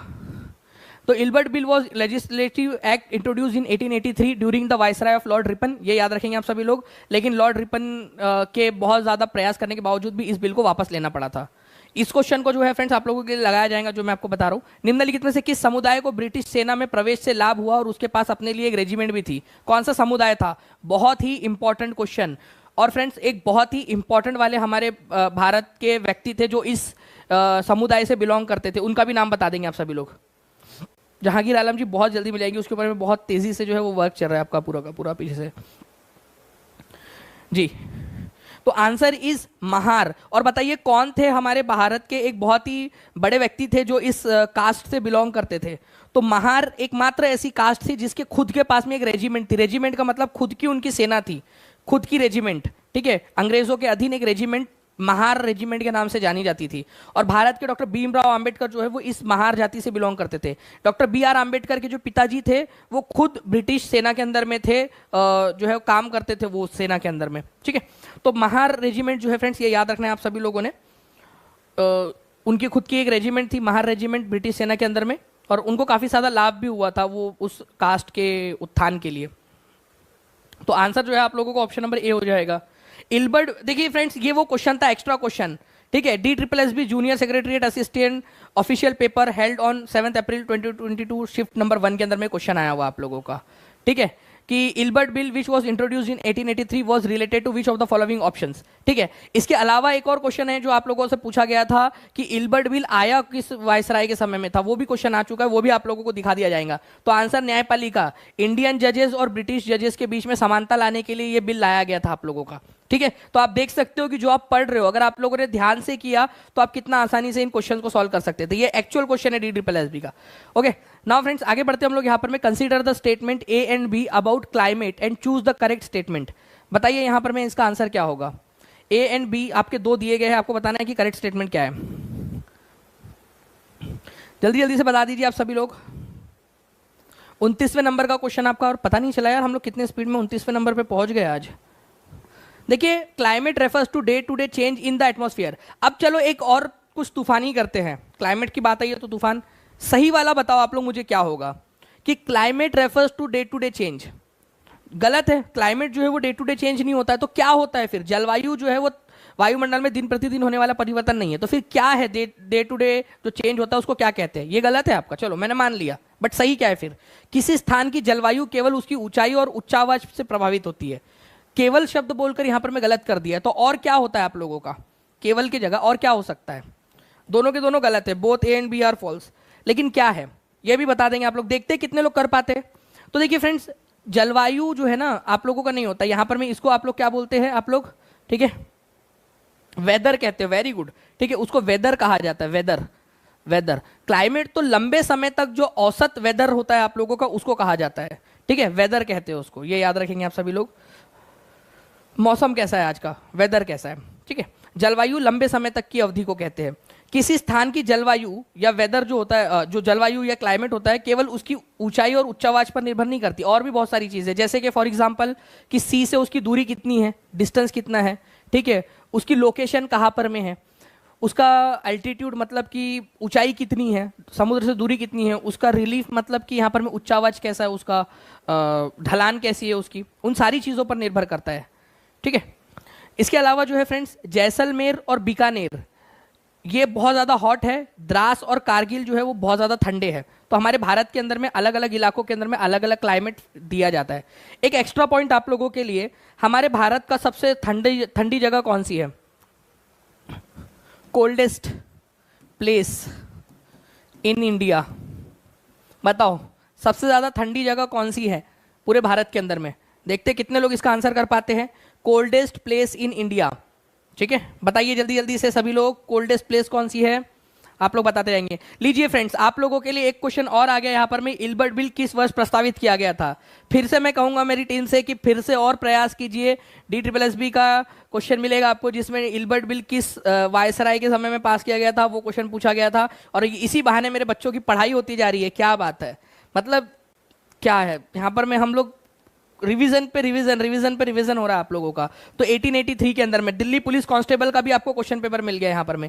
कितने लोग चाहते हैं कि टीचिंग परीक्षा आप लोगों को यूपी की जो कांस्टेबल की एग्जाम्स आ रही है आप लोगों की, RO की एग्जाम्स आ रही है आपकी, उसके लिए, और बिहार की जो SSC है उसके लिए आप लोगों को जो है हेल्प प्रोवाइड करे? तो वो कमेंट में जरूर बताना फ्रेंड्स आप सभी लोग, ताकि टीचिंग परीक्षा उसके ऊपर में बहुत सीरियसली सोच रहा है, क्योंकि बच्चों की बहुत ज़्यादा डिमांड आ रही है, ठीक है। कई सारे बच्चे ऐसे जिन्होंने TRE के हमारे कोर्सेज के साथ में उन्होंने PCS की प्रीलिम्स क्लियर कर ली थी। नेक्स्ट क्वेश्चन की तरफ में आगे बढ़ते हैं। देखिए, भारत में केवल अंग्रेज ही अधिकार रखते थे, ये पंक्तियां किस सरकारी बिल के लिए उद्धृत की गई थी? ठीक है, DSSB TGT social studies female subject concern 15 अक्टूबर 2018 शिफ्ट 2 में पूछा गया क्वेश्चन।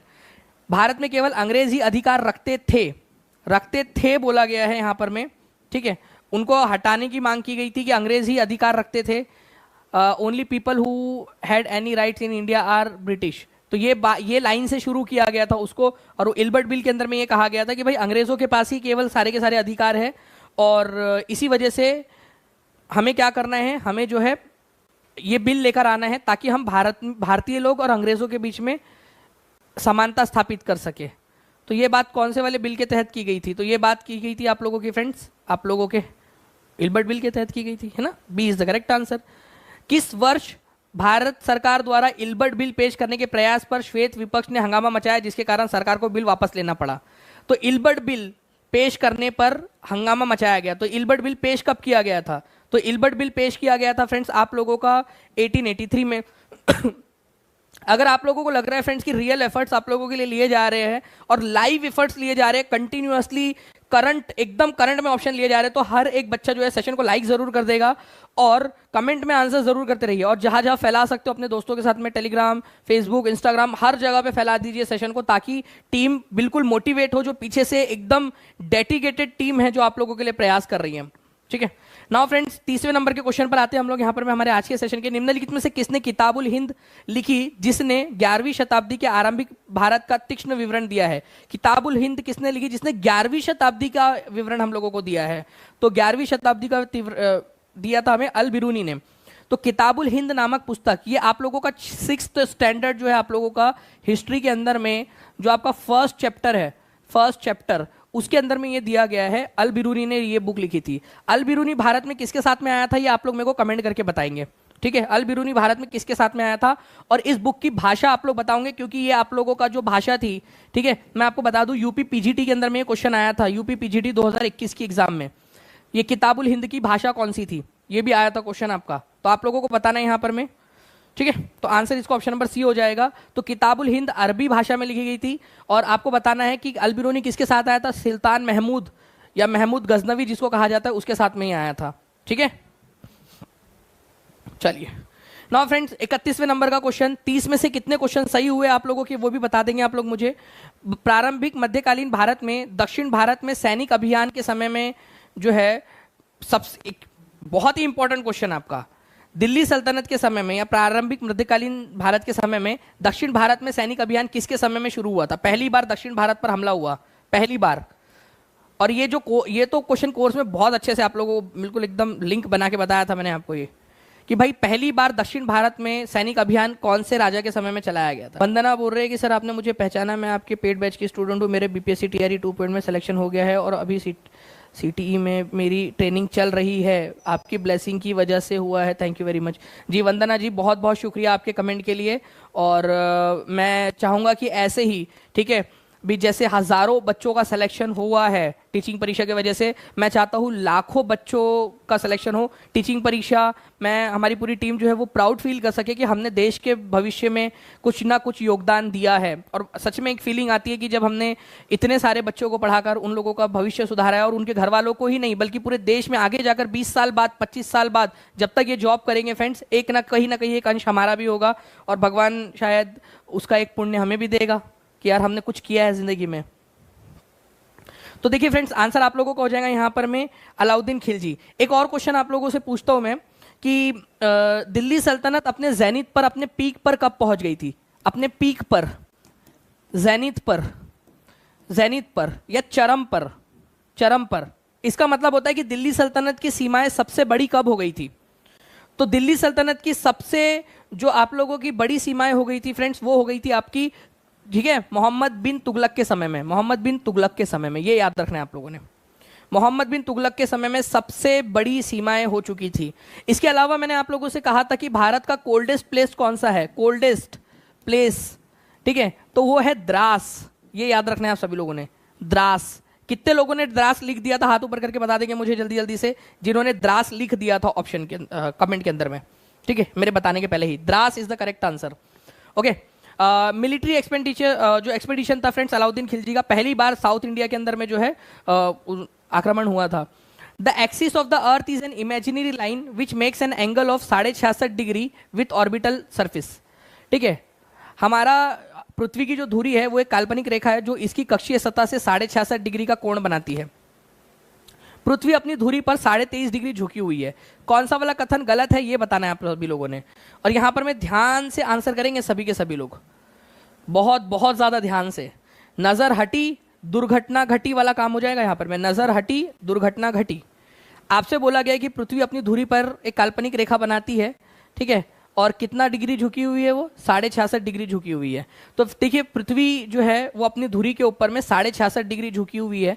मतलब अपने पृथ्वी अपने ऑर्बिटल प्लेन पर 66.5 डिग्री का कोण बनाती है। धुरी जो है वो 23.5 डिग्री झुकी हुई है, लेकिन बनाती कितना कोण है ऑर्बिटल प्लेन के साथ में 66.5 डिग्री का। पहले ये 90 डिग्री बनाती थी, 90 डिग्री का, लेकिन अब कितना बनाती है? पहले 90 डिग्री का बनाती थी, अब 66.5 का ही बनाती है, क्योंकि थोड़ी सी पृथ्वी जो है झुक गई है, 23.5 डिग्री झुक गई है। तो दोनों पॉइंट सही है, ध्यान से देखो आप लोग। पृथ्वी जो है, पृथ्वी का अक्ष 23.5 डिग्री झुका हुआ है, और अपने ऑर्बिटल प्लेन के साथ में, ऑर्बिटल प्लेन का मतलब ये होता है, उसका ऑर्बिटल प्लेन मतलब ये जिस ऑर्बिट पर वो सूरज का चक्कर लगा रही है, ऑर्बिटल प्लेन, ठीक है, उसके साथ में वो 66.5 डिग्री का एंगल बनाती है। तो ऑर्बिटल प्लेन जब जब आएगा तब तब होगा 66.5 डिग्री, और ऑर्बिटल प्लेन जहां नहा हो, केवल और केवल एक्सिस हो, तो 23.5 डिग्री। तो ऑप्शन जो है यहाँ पर में दोनों के दोनों सही है। पृथ्वी अपनी धुरी पर काल्पनिक रेखा पर जो है झुकी हुई है और कक्षीय सतह से 66.5 डिग्री का कोण बनाती है, सही है। और पृथ्वी अपनी धुरी पर 66.5 डिग्री झुकी हुई है, ये भी सही है। बट भाई लोग, आपसे तो क्वेश्चन इनकरेक्ट पूछा गया था ना, क्वेश्चन में पूछा तो इनकरेक्ट गया था। तो केवल और केवल 30% लोग हैं जिन्होंने डी आंसर लगाया है, नाइदर 1 एंड नॉट 2। कितने लोगों की गलती हो गई थी यहाँ पर में इनकरेक्ट की वजह से, बता दीजिए यहाँ पर में, और कितने लोगों का सही हुआ तो वो भी हाथ ऊपर करके बता देंगे जल्दी जल्दी से। बट नेक्स्ट टाइम से ध्यान रखना है आप सभी लोगों ने, ठीक है। नाउ फ्रेंड्स, नेक्स्ट क्वेश्चन की तरफ में आगे बढ़ते हैं। अपने भाई मिर्जा कामरान की महत्वाकांक्षाओं के कारण वह अफगान प्रतियोगियों के खिलाफ कमजोर हो गया। घर का भेदी लंका ढाए, तो मिर्जा कामरान उसका सौतेला भाई था, ठीक है, और वो अपने भाई मिर्जा कामरान की हरकतों के कारण कमजोर हो गया था, क्योंकि उसका भाई मिर्जा कामरान हमेशा जो है उसके खिलाफ बगावत कर देता था। तो किसका सौतेला भाई था मिर्जा कामरान? हुमायूं का, जिसके वजह से हुमायूं अफगान शासकों के खिलाफ कमजोर हो गया, स्पेशली शेरशाह सूरी के खिलाफ। शेरशाह सूरी अफगान था, और शेरशाह सूरी के खिलाफ हुमायूं कमजोर पड़ गया, क्योंकि मिर्जा कामरान ने नाक में दम कर रखी थी इधर घर में। तो ये भी याद रखेंगे आप सभी लोग फ्रेंड्स। आंसर आप लोगों को हो जाएगा ऑप्शन नंबर ए, ठीक है। चलिए, तो हुमायूं जो है उसने अपने पिता की आज्ञा के अनुसार, जो उनकी पिता की इच्छा थी कि भाई साम्राज्य का बंटवारा हो जाना चाहिए, तो उसके अनुसार अपने साम्राज्य का बंटवारा कर दिया, सबको दिया। लेकिन फिर भी मिर्जा कामरान चाहता था कि बादशाह मैं बनूं, जबकि साम्राज्य का बंटवारा हो चुका था। बट बादशाह तो कोई एक रहेगा ना, साम्राज्य अलग अलग बांट दिया, अलग अलग गवर्नर बना दिए, लेकिन बादशाह तो कोई एक ही रहेगा। तो हुमायूं बड़ा था, तो हुमायूं बन गया शासक, लेकिन मिर्जा कामरान चाहता था कि बादशाह भी वही बने, ठीक है। तो उसकी महत्वाकांक्षाएं ज्यादा थी मिर्जा कामरान की, जिस वजह से जो है हुमायूं को काफी ज्यादा जो है चीजों का सामना करना पड़ा बाद में जाकर। निम्नलिखित में से कौन सा विश्वविद्यालय 1857 के दौरान स्थापित 3 पहले विश्वविद्यालयों में से एक नहीं है? तो भारत के अंदर में पहले जो 3 विश्वविद्यालय अंग्रेजों ने स्थापित किए थे, ठीक है। चलिए, शेरशाह सूरी के इलाके से ही है आप, शकुंतला देवी जी, चलिए बहुत अच्छी बात है जी। तो पहले 3 विश्वविद्यालयों में से एक नहीं है, तो कलकत्ता है, बॉम्बे है, मद्रास है, दिल्ली यूनिवर्सिटी नहीं है। दिल्ली यूनिवर्सिटी बाद में बनी थी आपकी। तो आंसर आप लोगों को ऑप्शन नंबर सी हो जाएगा यहाँ पर, ठीक है। तो कलकत्ता, बॉम्बे और मद्रास यूनिवर्सिटीज बनी थी पहले। कौन कौन सी यूनिवर्सिटी बनी थी 1857 के अंदर में? जल्दी से टाइप करो तीनों के तीनों नाम, हर कोई बच्चा तीनों के तीनों नाम टाइप करेगा जल्दी जल्दी से। कौन सी 3 यूनिवर्सिटीज बनी थी? अंजलि चौबे जी व्हाट्सएप कर दोगे। देखो, अगर कॉल नहीं लग रहा है ना, तो ये नंबर, दोनों नंबर पे व्हाट्सएप है, दोनों नंबर पे आप व्हाट्सएप कर सकते हो, ठीक है। चलिए आगे बढ़ते हैं हम लोग फ्रेंड्स। यहाँ पर में हुगली नदी के तट पर पहली अंग्रेजी फैक्ट्री किस वर्ष स्थापित की गई थी? बंगाल में हुगली नदी के तट पर पहली बार अंग्रेजी फैक्ट्री स्थापित की गई थी। आपको बताना है कौन सी कब स्थापित की गई थी, ठीक है। 1651 में, 1651 के अंदर में बंगाल में। हुगली नदी कहाँ है? बंगाल में, ये भी याद रखना है आप सभी लोगों ने, बंगाल में है। और उसके तट पर पहली बार अंग्रेजी फैक्ट्री बंगाल में स्थापित की गई थी 1651 के अंदर में। तो आंसर इसको ऑप्शन नंबर ए हो जाएगा। देखिए फ्रेंड्स, एनसीईआरटी में दिया हुआ है, पहली इंग्लिश फैक्ट्री हुगली नदी के तट पर, मतलब बंगाल में 1651 में स्थापित की गई थी। यहाँ कंपनी के व्यापारी अपना काम चलाते थे। इन व्यापारियों को उस जमाने में फैक्टर कहा जाता था। व्यापारियों को क्या कहा जाता था? व्यापारियों को फैक्टर्स कहा जाता था। फैक्ट्री में काम करने वाले व्यापारियों को फैक्टर कहते थे, ठीक है। उसके बाद में जो है फ्रेंड्स, अगर हम बात करें कि इस फैक्ट्री में वेयर हाउस होता था, जहां निर्यात होने वाली चीजों को जमा किया जाता था, और यहीं पर उनके दफ्तर भी होते थे। मतलब फैक्ट्री के अंदर में 2 चीजें होती थी, एक होता था आप लोगों का वेयर हाउस, ठीक है, वेयर हाउस जहां पर में सामान रखा जाता था, और एक होता था उनका ऑफिस, जहां से वो लोग बैठकर काम करते थे। भाई वेयर हाउस में ही ऑफिस बनाएंगे तो चूहे उवे नहीं घूमेंगे क्या यार इतने सारे, ठीक है। इसके अलावा जो है फ्रेंड्स आपको बता दूं कि सौदागर ने जो आसपास जो है बस्ती बसा ली थी, आसपास में फैक्ट्री के आसपास में जो है उन्होंने बस्तियां बसा ली थी। Now friends, torrid zone, south temperate zone, frigid zone, ठीक है। मतलब आपको बताना है कि कौन सा वाला करेक्टली प्लेस्ड है सीक्वेंस में। सीटेट के पेपर में आया हुआ है, तो एग्जामिनर का पूछा गया क्वेश्चन है। क्या बात है फ्रेंड्स, मतलब मजा आ गई। 1810 प्लस लाइक्स यहां पर में हो चुके हैं आप लोगों के। Congratulations and thank you very much. मैंने आपसे 1500 मांगा था, आप लोगों ने जो है फ्रेंड्स उससे ज्यादा कर दिए। बहुत बहुत शुक्रिया आप सभी लोगों का। तो torrid zone, south temperate zone, frigid zone, torrid zone, north temperate zone, frigid zone. तो देखो, अगर हम बात करेंगे यहां पर में, तो ये वाला जो एरिया है आप लोगों का, इसको टॉरिड जोन बोला जाता है। ये जो ग्रीन कलर में मैं शेड कर रहा हूं, इसको टॉरिड जोन बोलते हैं, उष्णकटिबंधीय क्षेत्र। उसके बाद में आता है आप लोगों का फ्रेंड्स यहां पर में अगर मैं बात करूं नॉर्थ में और साउथ में, ये जो पिंक कलर से मैं कर रहा हूं, इसको आप लोग बोलते हो टेम्परेट जोन। अब टेम्परेट जोन एक तो होता है नॉर्थ में और एक होता है साउथ में।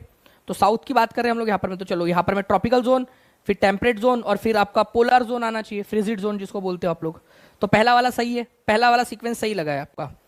दूसरा वाला टॉरिड जोन, टॉरिड जोन, फिर आपका टेम्परेट जोन और फिर फ्रिजिड जोन, ये भी बिल्कुल सही है। साउथ टेम्परेट जोन, मतलब ये वाले की बात कर रहा है, साउथ टेम्परेट जोन, फिर टॉरिड जोन और फिर फ्रिजिड जोन। तो ये उल्टा सीधा सीक्वेंस है, पहले ऊपर गया फिर नीचे आया है। तो आंसर आपका हो जाएगा ए एंड बी। पहले दो ही सही, पहले दो सही है यहाँ पर में, ए एंड बी आप लोगों का सही है। तो ऐसे आप लोगों को लगाना था, C is not the correct sequence. तो सीक्वेंस की बेसिकली बात ये है कि टॉरिड, देखो पहला वाले ऑप्शन में ये दिया हुआ है, ये फिर ये फिर ये, सीक्वेंस सही है। फिर दूसरे वाले में बोला ये, फिर नॉर्थ टेम्परेट जोन और फिर ये, सीक्वेंस सही है। लेकिन अगर मैं बात करूं आप लोगों से, जो थर्ड ऑप्शन में दिया हुआ है वो ऐसा दिया है, ये वाला फिर ऊपर गया और फिर ऐसा नीचे आया। तो इसी वजह से वो तीसरा वाला गलत है, सीक्वेंस सही नहीं है आपका। सातवाहनों के संबंध में कौन सा वाला कथन सही है बताना है। सीटेट पेपर 2 सोशल साइंस 4 जनवरी 2022 का क्वेश्चन है आप लोगों का फ्रेंड्स। सातवाहनों के संबंध में कौन सा वाला कथन सही है, जल्दी से बता देंगे आप सभी लोग।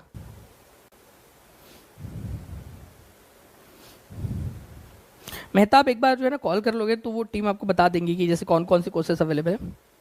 स्क्रीन बिल्कुल क्लियर है रिजवाना शेख जी, एक बार आप अपने तरफ से चेक कर लोगे ना तो ज़्यादा बेहतर रहेगा जी। तो देखिए friends, Satavahana were not powerful in South India. Satavahana rulers were known as lords of Dakshinapatha.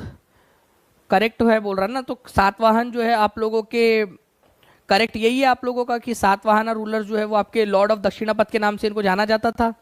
Dakshinapatha के शासक के रूप में, दक्षिणापथ के स्वामी के रूप में। दक्षिणापथ के स्वामी मतलब होता है फ्रेंड्स, ये यहाँ पर में उनका शासन था, तो दक्षिणापथ के स्वामी दक्षिण की तरफ में जाने वाले स्वामी के शासक थे वो लोग। Satavahana ruler sent their army to northern coast. उत्तर में तो कोई समुद्र है ही नहीं, तो ये वाला तो बिल्कुल ही गलत हो गया आपका। Shiva Skanda Satakarni was the most powerful, नहीं। इसके जगह कौन था, कोई मेरे को आंसर बता सकता है क्या? जिसने इस क्वेश्चन का आंसर बता दिया उसको 1-1 रुपए वाली इक्लेयर्स। बताओ जिसने इसका आंसर बता दिया। जुबिया अहमद जी आप बताइए, यहाँ पर मैं आप कॉल कर लेना, उसमें वो हो जाएगी बात उसमें। फिरदौस आलम जी जुड़ चुके हैं, न्यू स्टूडेंट है किशनगंज से, चलो स्वागत है आपका। Thank you Radhika ji. देखिए यहाँ पर मैं गौतमी पुत्र श्री सतकर्णी, मतलब बहुत सारे लोग हैं यार, मतलब इक्लियर्स की सेल बढ़ गई। तो गौतमी पुत्र श्री सतकर्णी, गौतमी पुत्र श्री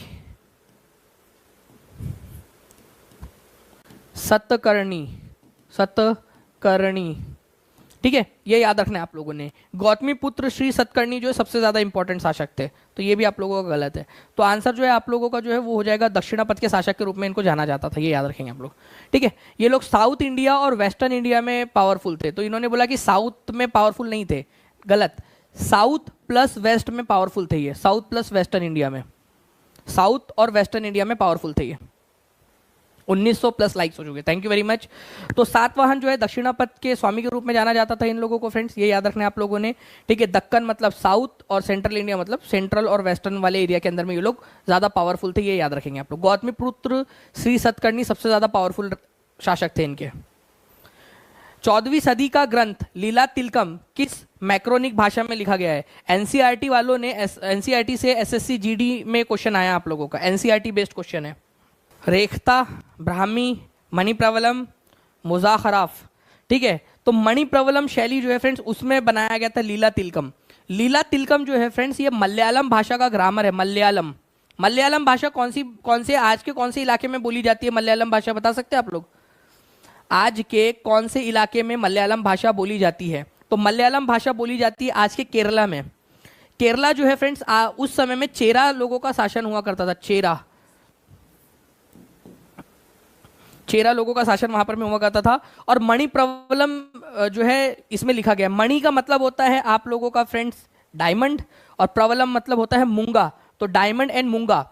इसमें फ्रेंड्स ऐसा कहा गया है कि मणि प्रवलम दो भाषाएं हैं इसमें, जिसके संगम से ये लीला तिलकम ग्रामर की पुस्तक बनी है आप लोगों की। मलयालम और संगम से बनी है ये, दो भाषाओं के संगम से लीला तिलकम का ग्रामर, मलयालम भाषा का ग्रामर। एक तो मलयालम खुद और दूसरा संस्कृत का ग्रामर, दोनों से। ठीक है, तो ये याद रखना है आप लोगों ने कि लीला तिलकम व्याकरण और काव्य शास्त्र है। मणिप्रवलम का मतलब भी होता है हीरा और मूंगा आप लोगों का, ठीक है, डायमंड एंड कोरल्स। तो दो भाषाओं, संस्कृत और क्षेत्रीय भाषाओं के साथ साथ प्रयोग का संकेत इशारा करता है। और क्षेत्रीय भाषा कौन सी थी? मलयालम थी। Now friends, Narmada valley, Magadh, Garo hills, Indus और गंगा वैली, ये क्वेश्चन हर एक बच्चा जो है फ्रेंड्स अच्छे से आंसर करेगा। मैं चाहता हूं कि एक एक बच्चा इस एक क्वेश्चन जो है फिर यहाँ पर मैं आंसर करें यहाँ पर। तो देखिए हर एक बच्चा इस पर्टिकुलर क्वेश्चन का आंसर जरूर करेगा। तो देखिए मगध जो है फ्रेंड्स ये पहला आपका, मगध जो है पहला बड़ा किंगडम था आपका, ये आप लोगों ने लगा दिया। कितने लोगों को ये समझ में आ गया? मगध भारत का पहला बड़ा किंगडम, ये एनसीईआरटी में दिया हुआ है। तो दो की जोड़ी एक के साथ लगनी है आपकी, दो की जोड़ी ए के साथ। तो दो की जोड़ी ए के साथ में एक ही जगह पे लगी है। आंसर एलिमिनेट एलिमिनेट एलिमिनेट, खत्म हो गया, खत्म, खल्लास, फिनिश। ठीक है, अच्छा, हमारे भारत के सबसे पुराने शहर, फर्स्ट सिटीज, सबसे पहले शहर कहाँ बसे थे भारत के? भारत के सबसे पहले शहर कहाँ बसे थे? कौन सी नदी के किनारे पे बसे थे?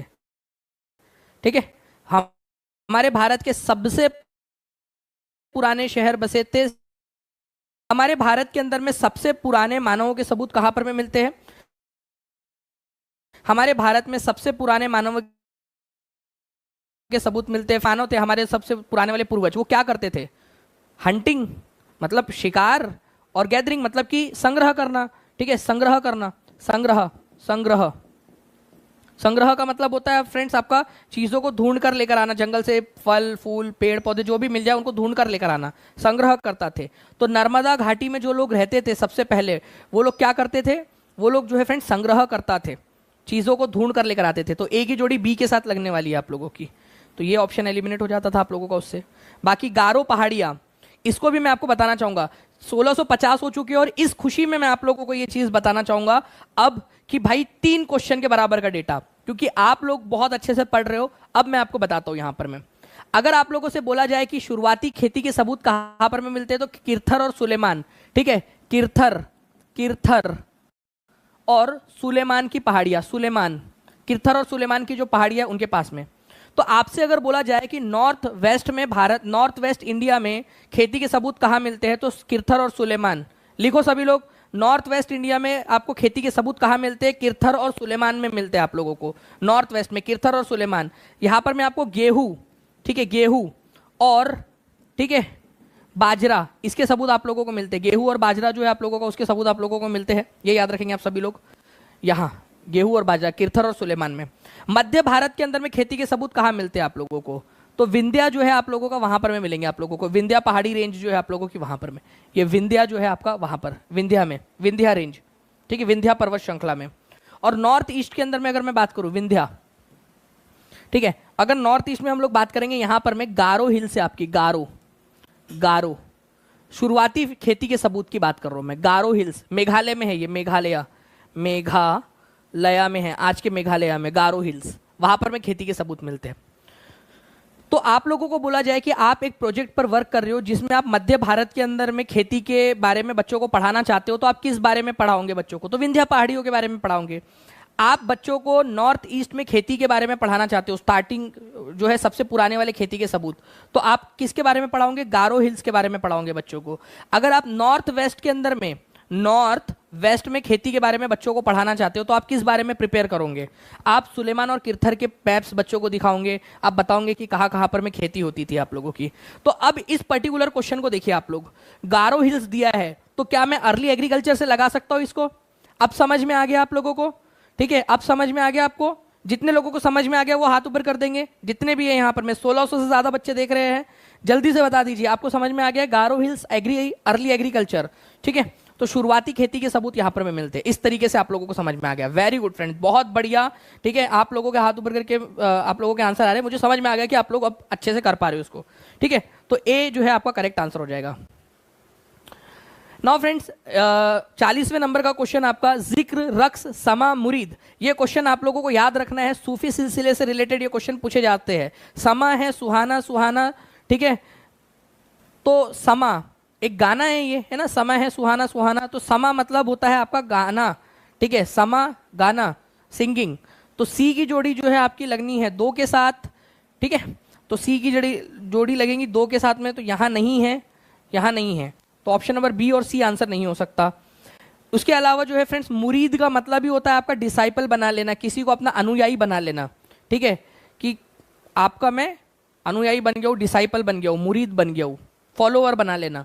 तो डी जो है उसकी जोड़ी लगनी है आप लोगों की फ्रेंड्स 4 के साथ में, तो डी की जोड़ी 4 के साथ में आप लोगों की जो है 2 जगह पे लगी हुई है, तो चलो यहाँ पर मैं ये 3 जगह पे लगी है, तो चलो कोई बात नहीं।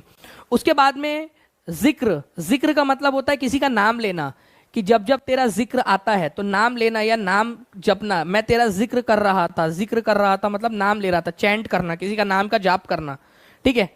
तो ए जिक्र की जोड़ी जो है 3 के साथ में लगेंगी आप लोगों की, ए की जोड़ी 3 के साथ में, और ए की जोड़ी 3 के साथ में तो एक ही जगह पे लगी थी बस, इससे आपको ऑप्शन एलिमिनेट हो जाता, D is the correct answer, खत्म हो गया था, ठीक है। ए की जोड़ी 3 के साथ में, और रक्स का मतलब होता है डांस करना, रक्स, ठीक है, कुन फाया कुन, पता नहीं कौन सा गाना था वो, कुन फाया नहीं था, जोधा अकबर मूवी का एक गाना था आप लोगों का, जोधा अकबर मूवी का एक गाना था आप लोगों का, जिसके अंदर में वो ऐसे डांस करते थे यार, किसी को याद है वो गाना? बता सकते हो आप लोग? ख्वाजा मेरे ख्वाजा वाला गाना था, चलो बढ़िया, ख्वाजा मेरे ख्वाजा जी। तो वो रक्स, वो आप लोगों का रक्स है, वो जो सूफी डांस होता था वो। नाउ फ्रेंड, नेक्स्ट क्वेश्चन है आप लोगों का, आपको बताना है 41 नंबर का क्वेश्चन, निम्नलिखित को हाल के काल से शुरू करके अवरोही क्रम में लगाइए। अब ये क्वेश्चन आप लोगों के लिए आसान हो जाना चाहिए फ्रेंड्स, मैं आपको ऑलरेडी करवा चुका हूँ ये क्वेश्चन, तो आप लोग अच्छे से बताइए इसका आंसर क्या होगा आप लोगों का।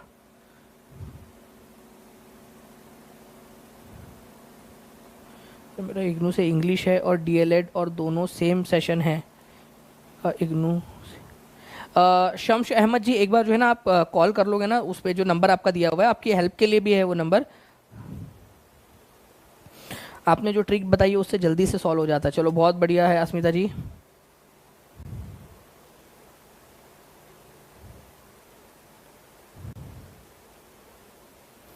देखिए अगर हम लोग बात करेंगे फ्रेंड्स यहाँ पर मैं ऋग्वेद की, तो ऋग्वेद की रचना कब हुई थी? करीब 3500 साल पहले, ईयर्स एगो, ठीक है। वर्ण सिस्टम जो है करीब 3000 साल पहले आया था आप लोगों का।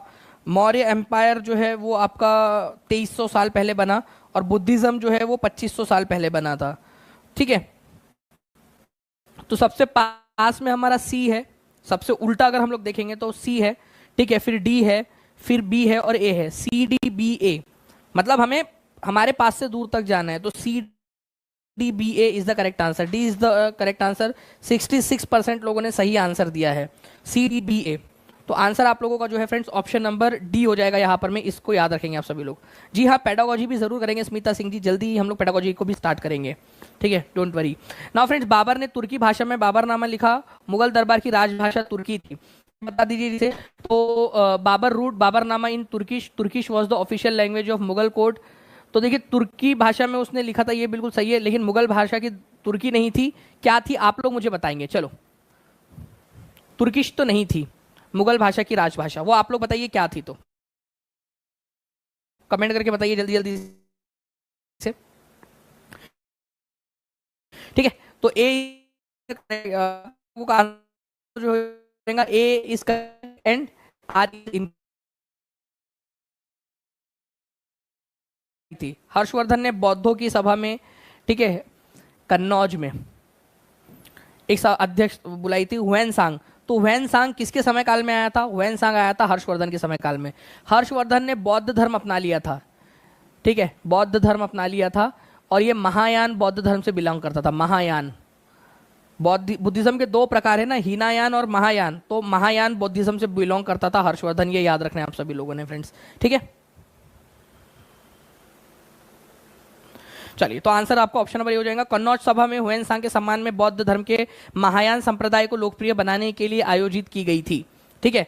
तो कहाँ हुई थी ये सभा? आपका मान लीजिए कि हाई लेवल एग्जाम के अंदर में पूछ लिया जाए आप लोगों से कल जाके, क्योंकि मैंने अब आप लोगों से कहा है और मेरा अब जिंदगी का एक लक्ष्य है कि ये यहाँ पर में जो लोग देख रहे हैं ना, जो बच्चे जुड़े हुए हैं, ये जुड़े रहेंगे, जो लोग पूरा का पूरा जुड़े रहेंगे लास्ट तक यहाँ पर में, उन लोगों को जो है फ्रेंड्स मैंने जो है अब अधिकारी लेवल तक का प्रिपेयर करवा देना है। उनके परिवार वालों को ये यहाँ पर में देना है खुशी कि मेरे बच्चे ने जब पढ़ाई की थी, जब मुझे बहुत खुशी हुई जब मुझे यहाँ पर में जो है बबीता कुमारी जी ने जब मुझे बताया कि उनका जो है पीसीएस का जो प्रीलिम्स था, बिहार पीसीएस का, वो भी क्लियर हो गया था टीआरई 1.0 की हमारी बैच से।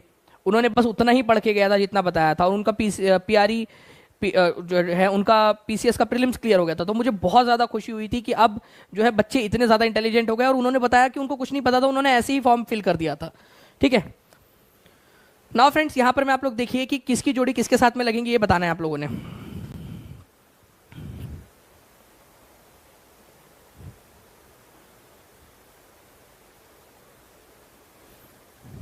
जी हाँ, फो क्यू की जो है वो आपके लिखी थी आपके दादाजी, ठीक है, फाहियान ने फो क्यू की। लेकिन जो तुम्हारे चचा थे हुएन सांग, उन्होंने लिखी थी सी यू की। चलो वो भी बता देता हूँ आप लोगों को। नीतू जैन जो है उन्होंने एक गलती की है, तो गलती से भी हम लोग जो है फ्रेंड्स रिवीजन के बहाने ढूंढेंगे यहाँ पर में। तो मैं आप लोगों को बताता हूँ, जैसे क्या होता है ना, आप लोग जब शादी में जाते हो और बहाने ढूंढ ढूंढ कर जो है वो जाते हो, आप लोग लड़की, आप 17 साल के हो और 16 साल का आपका कोई क्रश है, तो आप बहाने ढूंढ कर जाते हो, पानी देने के बहाने से, पान देने के बहाने से, कोई समाचार पहुंचाने के बहाने से आप जाते हो ना वो लेडीज वाले कॉर्नर में, ठीक है, क्योंकि आपकी वो बहुत ज़्यादा तीव्र इच्छा है। वैसे ही फ्रेंड्स तीव्र इच्छा होनी चाहिए पढ़ाई की, तो हम बहाने ढूंढेंगे यहाँ पर मैं रिवीजन के। तो वो भी मैं आपको बता देता हूँ कि जो आपके फो क्यू की नाम की पुस्तक है, फो क्यू की, ठीक है, ये लिखी थी और हुएन सांग आए थे हर्षवर्धन के समय में। अब इस क्वेश्चन का अगर मैं आंसर करूं आप लोगों से, वेदरिंग का मतलब होता है ब्रेकिंग ऑफ रॉक्स, चट्टानों का टूटना।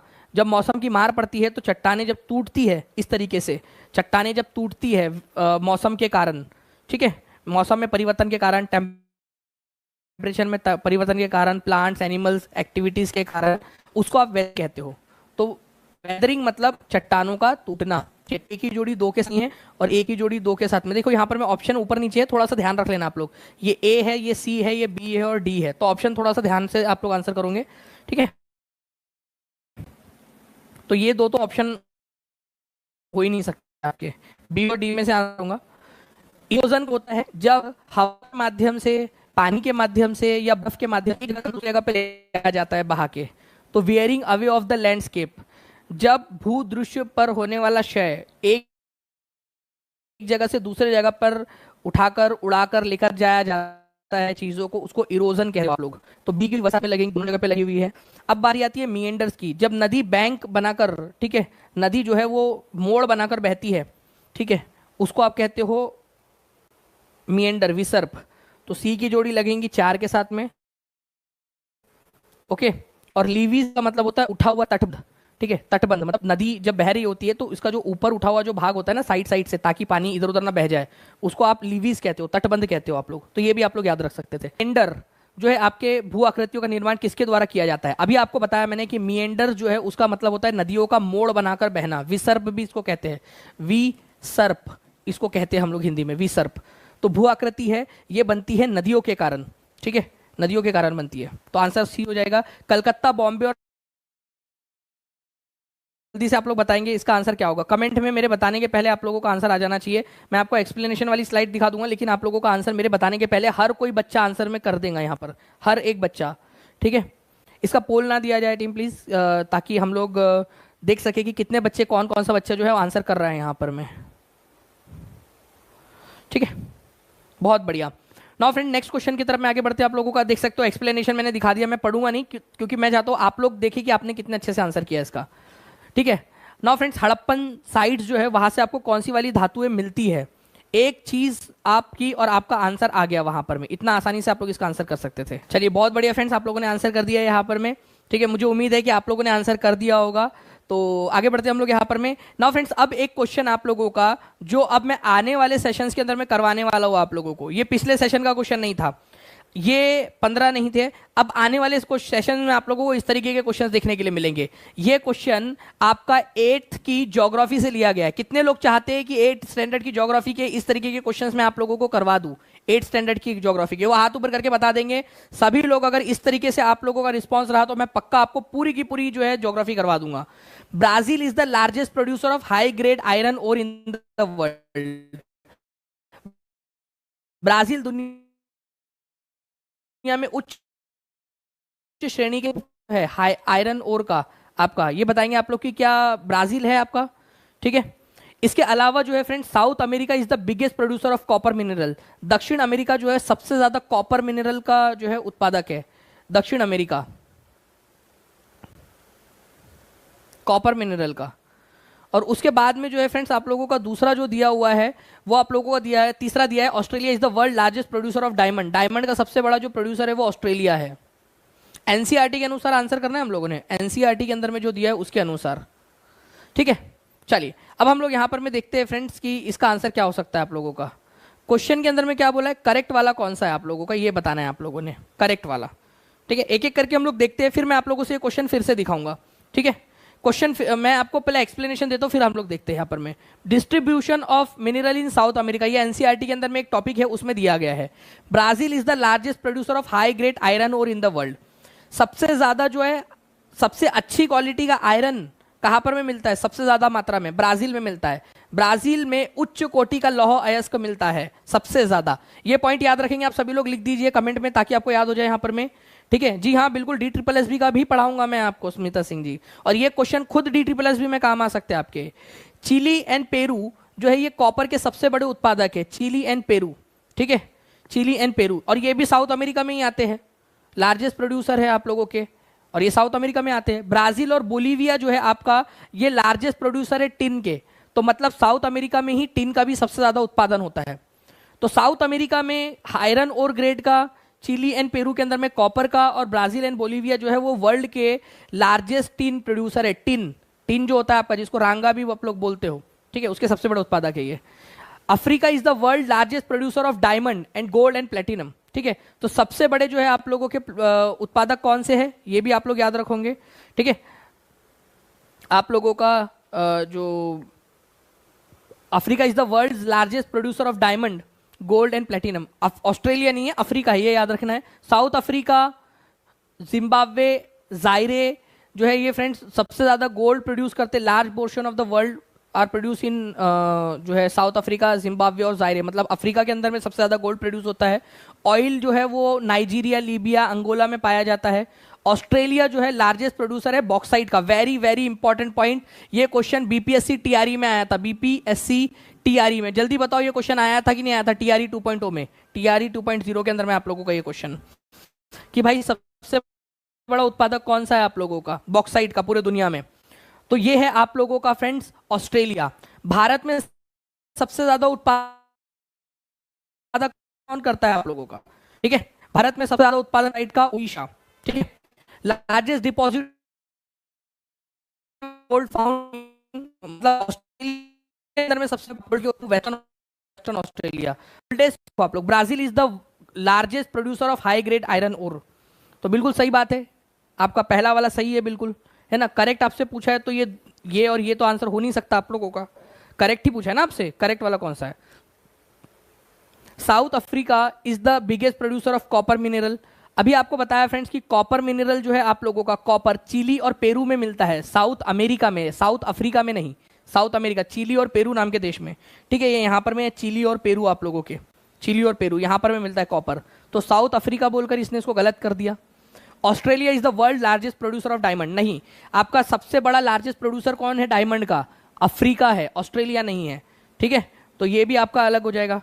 तो ओनली वन तो कहीं दिया ही नहीं है आपसे, तो आंसर होगा none of the above, none of the above is the answer. कितने लोग थे जिन्होंने समझा? देखो, ना तो ए में आंसर दिया है, ना तो बी में दिया है, ना तो सी में दिया है, ओनली वन कहीं दिया ही नहीं है आपका, ओनली वन, ओनली वन होना चाहिए ना आंसर, ओनली वन होना चाहिए, तो ओनली वन तो किसी भी ऑप्शन में आंसर ने। Australia is the world largest diamond producer, वो तो गलत है ना, आपका अफ्रीका होना चाहिए, वो आपसे सही वाला पूछा है, and answer is only option number one, only one is the correct answer. तो ओनली वन तो ऑप्शन नंबर ना तो वन में, ए में दिया है, ना बी में दिया है, ना सी में दिया है। ठीक है, तो आंसर जो है आप लोगों का होगा friends none of the above. ऐसे भी करना होता है, कुछ रंग प्यार के ऐसे भी। ठीक है, ये याद रखना है आप सभी लोगों ने।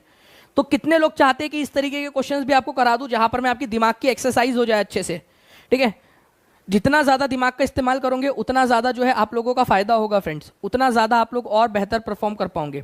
ठीक है, तो यही चीज जो है आप लोगों ने करनी है। और अब आप लोगों के लिए फ्रेंड्स, ठीक है, आप लोगों के लिए एक क्वेश्चन आपकी प्रैक्टिस के लिए, एसएससी सीजीएल, मैं आप लोगों को अधिकारी तक लेकर जाऊंगा फ्रेंड्स, अधिकारियों की एग्जाम तक। चाहे आप टीचिंग ज्वाइन कर लेना, लेकिन घर वालों को प्राउड फील कराना कि भाई क्या बन सकते थे आप लोग। ठीक है, क्या आप लोगों को बनाया जा सकता था जब आप मेहनत कर लोगे आप तो सीयू की, जिसका मतलब होता है the records of the western world, ये पुस्तक किसने लिखी है ये आप लोग मुझे कमेंट करके बताएंगे, सभी के सभी लोग।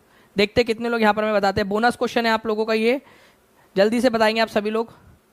इसके अलावा जो है फ्रेंड्स, अगर मैं आपको बताऊं कि और भी जो क्वेश्चन इस पर पूछे गए, हर्षवर्धन के दरबार में जाकर सीयू की पुस्तक किसने लिखी थी? ठीक है, आपका डीएमआरसी, एएम और एसटी जो ऑफिशियल पेपर हुआ था आपका 2020 में, उसमें क्वेश्चन पूछा गया था। तो सीयू की नाम की पुस्तक किसने लिखी थी? ऑफिशियल पेपर आप लोगों का बता दीजिए यहां पर। मैं आंसर क्या होगा, हर एक बच्चा कमेंट में आंसर करेगा फ्रेंड्स। कमेंट में एक एक बच्चे का आंसर मुझे यहां पर मैं ऑफ, जो बच्चा बाद में देख रहा है वो भी आंसर बताएगा कि कितने नंबर आए और आंसर क्या हुआ है इसका। ठीक है, नाउ फ्रेंड्स, विश्व में बॉक्साइट का सबसे बड़ा उत्पादक कौन सा है? और मैं आपको बता दूं फ्रेंड्स कि ये क्वेश्चन आप लोगों का टीआरई 3 जो 2.0 है आपका बीपीएससी में, वो भी पूछा गया था। ओके, तो बताइए इसका आंसर क्या होगा आप लोगों का? सभी के सभी बच्चे, हर एक बच्चा जो है कमेंट में आंसर करेंगे इसका। ठीक है, कौन सा महाद्वीप हीरे, सोना और प्लेटिनम का सबसे बड़ा उत्पादक है? यूपी पुलिस एसआई का, दरोगा का। कितने लोग चाहते हैं यूपी पुलिस एसआई की भी आप लोगों को तैयारी करवा दी जाए? मुझे कमेंट करके बताएंगे आप लोग। आप लोगों के लिए ये भी करने के लिए तैयार है हम, बिल्कुल उसको भी आप लोगों के लिए प्रिपेयर करवा देंगे अच्छे से। सभी लोग आंसर करेंगे जल्दी जल्दी से। ठीक है, कमेंट में आंसर करना है हर एक बच्चे ने। ठीक है, उसके बाद में which continent is the largest producer of gold and diamond? लीजिए आपके लिए क्वेश्चन आ गया आपका। और एफसीआई एजी जो ग्रेड 3 था आप लोगों का, उसमें 1 जनवरी 2023 को शिफ्ट नंबर 3 में पूछा गया क्वेश्चन। क्या बात है। और बताइए, एनसीईआरटी बेस्ड क्वेश्चन है आप लोगों का। सीटेट की तैयारी करते करते आप लोग देखिए कितना हाई लेवल के आप लोग पहुंच गए हो। और ऐसी ही तैयारी अगर करनी है तो कंटिन्यूअस सेशन देखते रहिए। ठीक है, टीचिंग परीक्षा चैनल को सब्सक्राइब कर लेना है फ्रेंड्स, सेशन को लाइक कर देंगे आप लोग, और कमेंट करके जरूर बताएंगे कि आप लोग ऐसे ही और भी सेशन जो है वो देखना चाहते हो। ओके।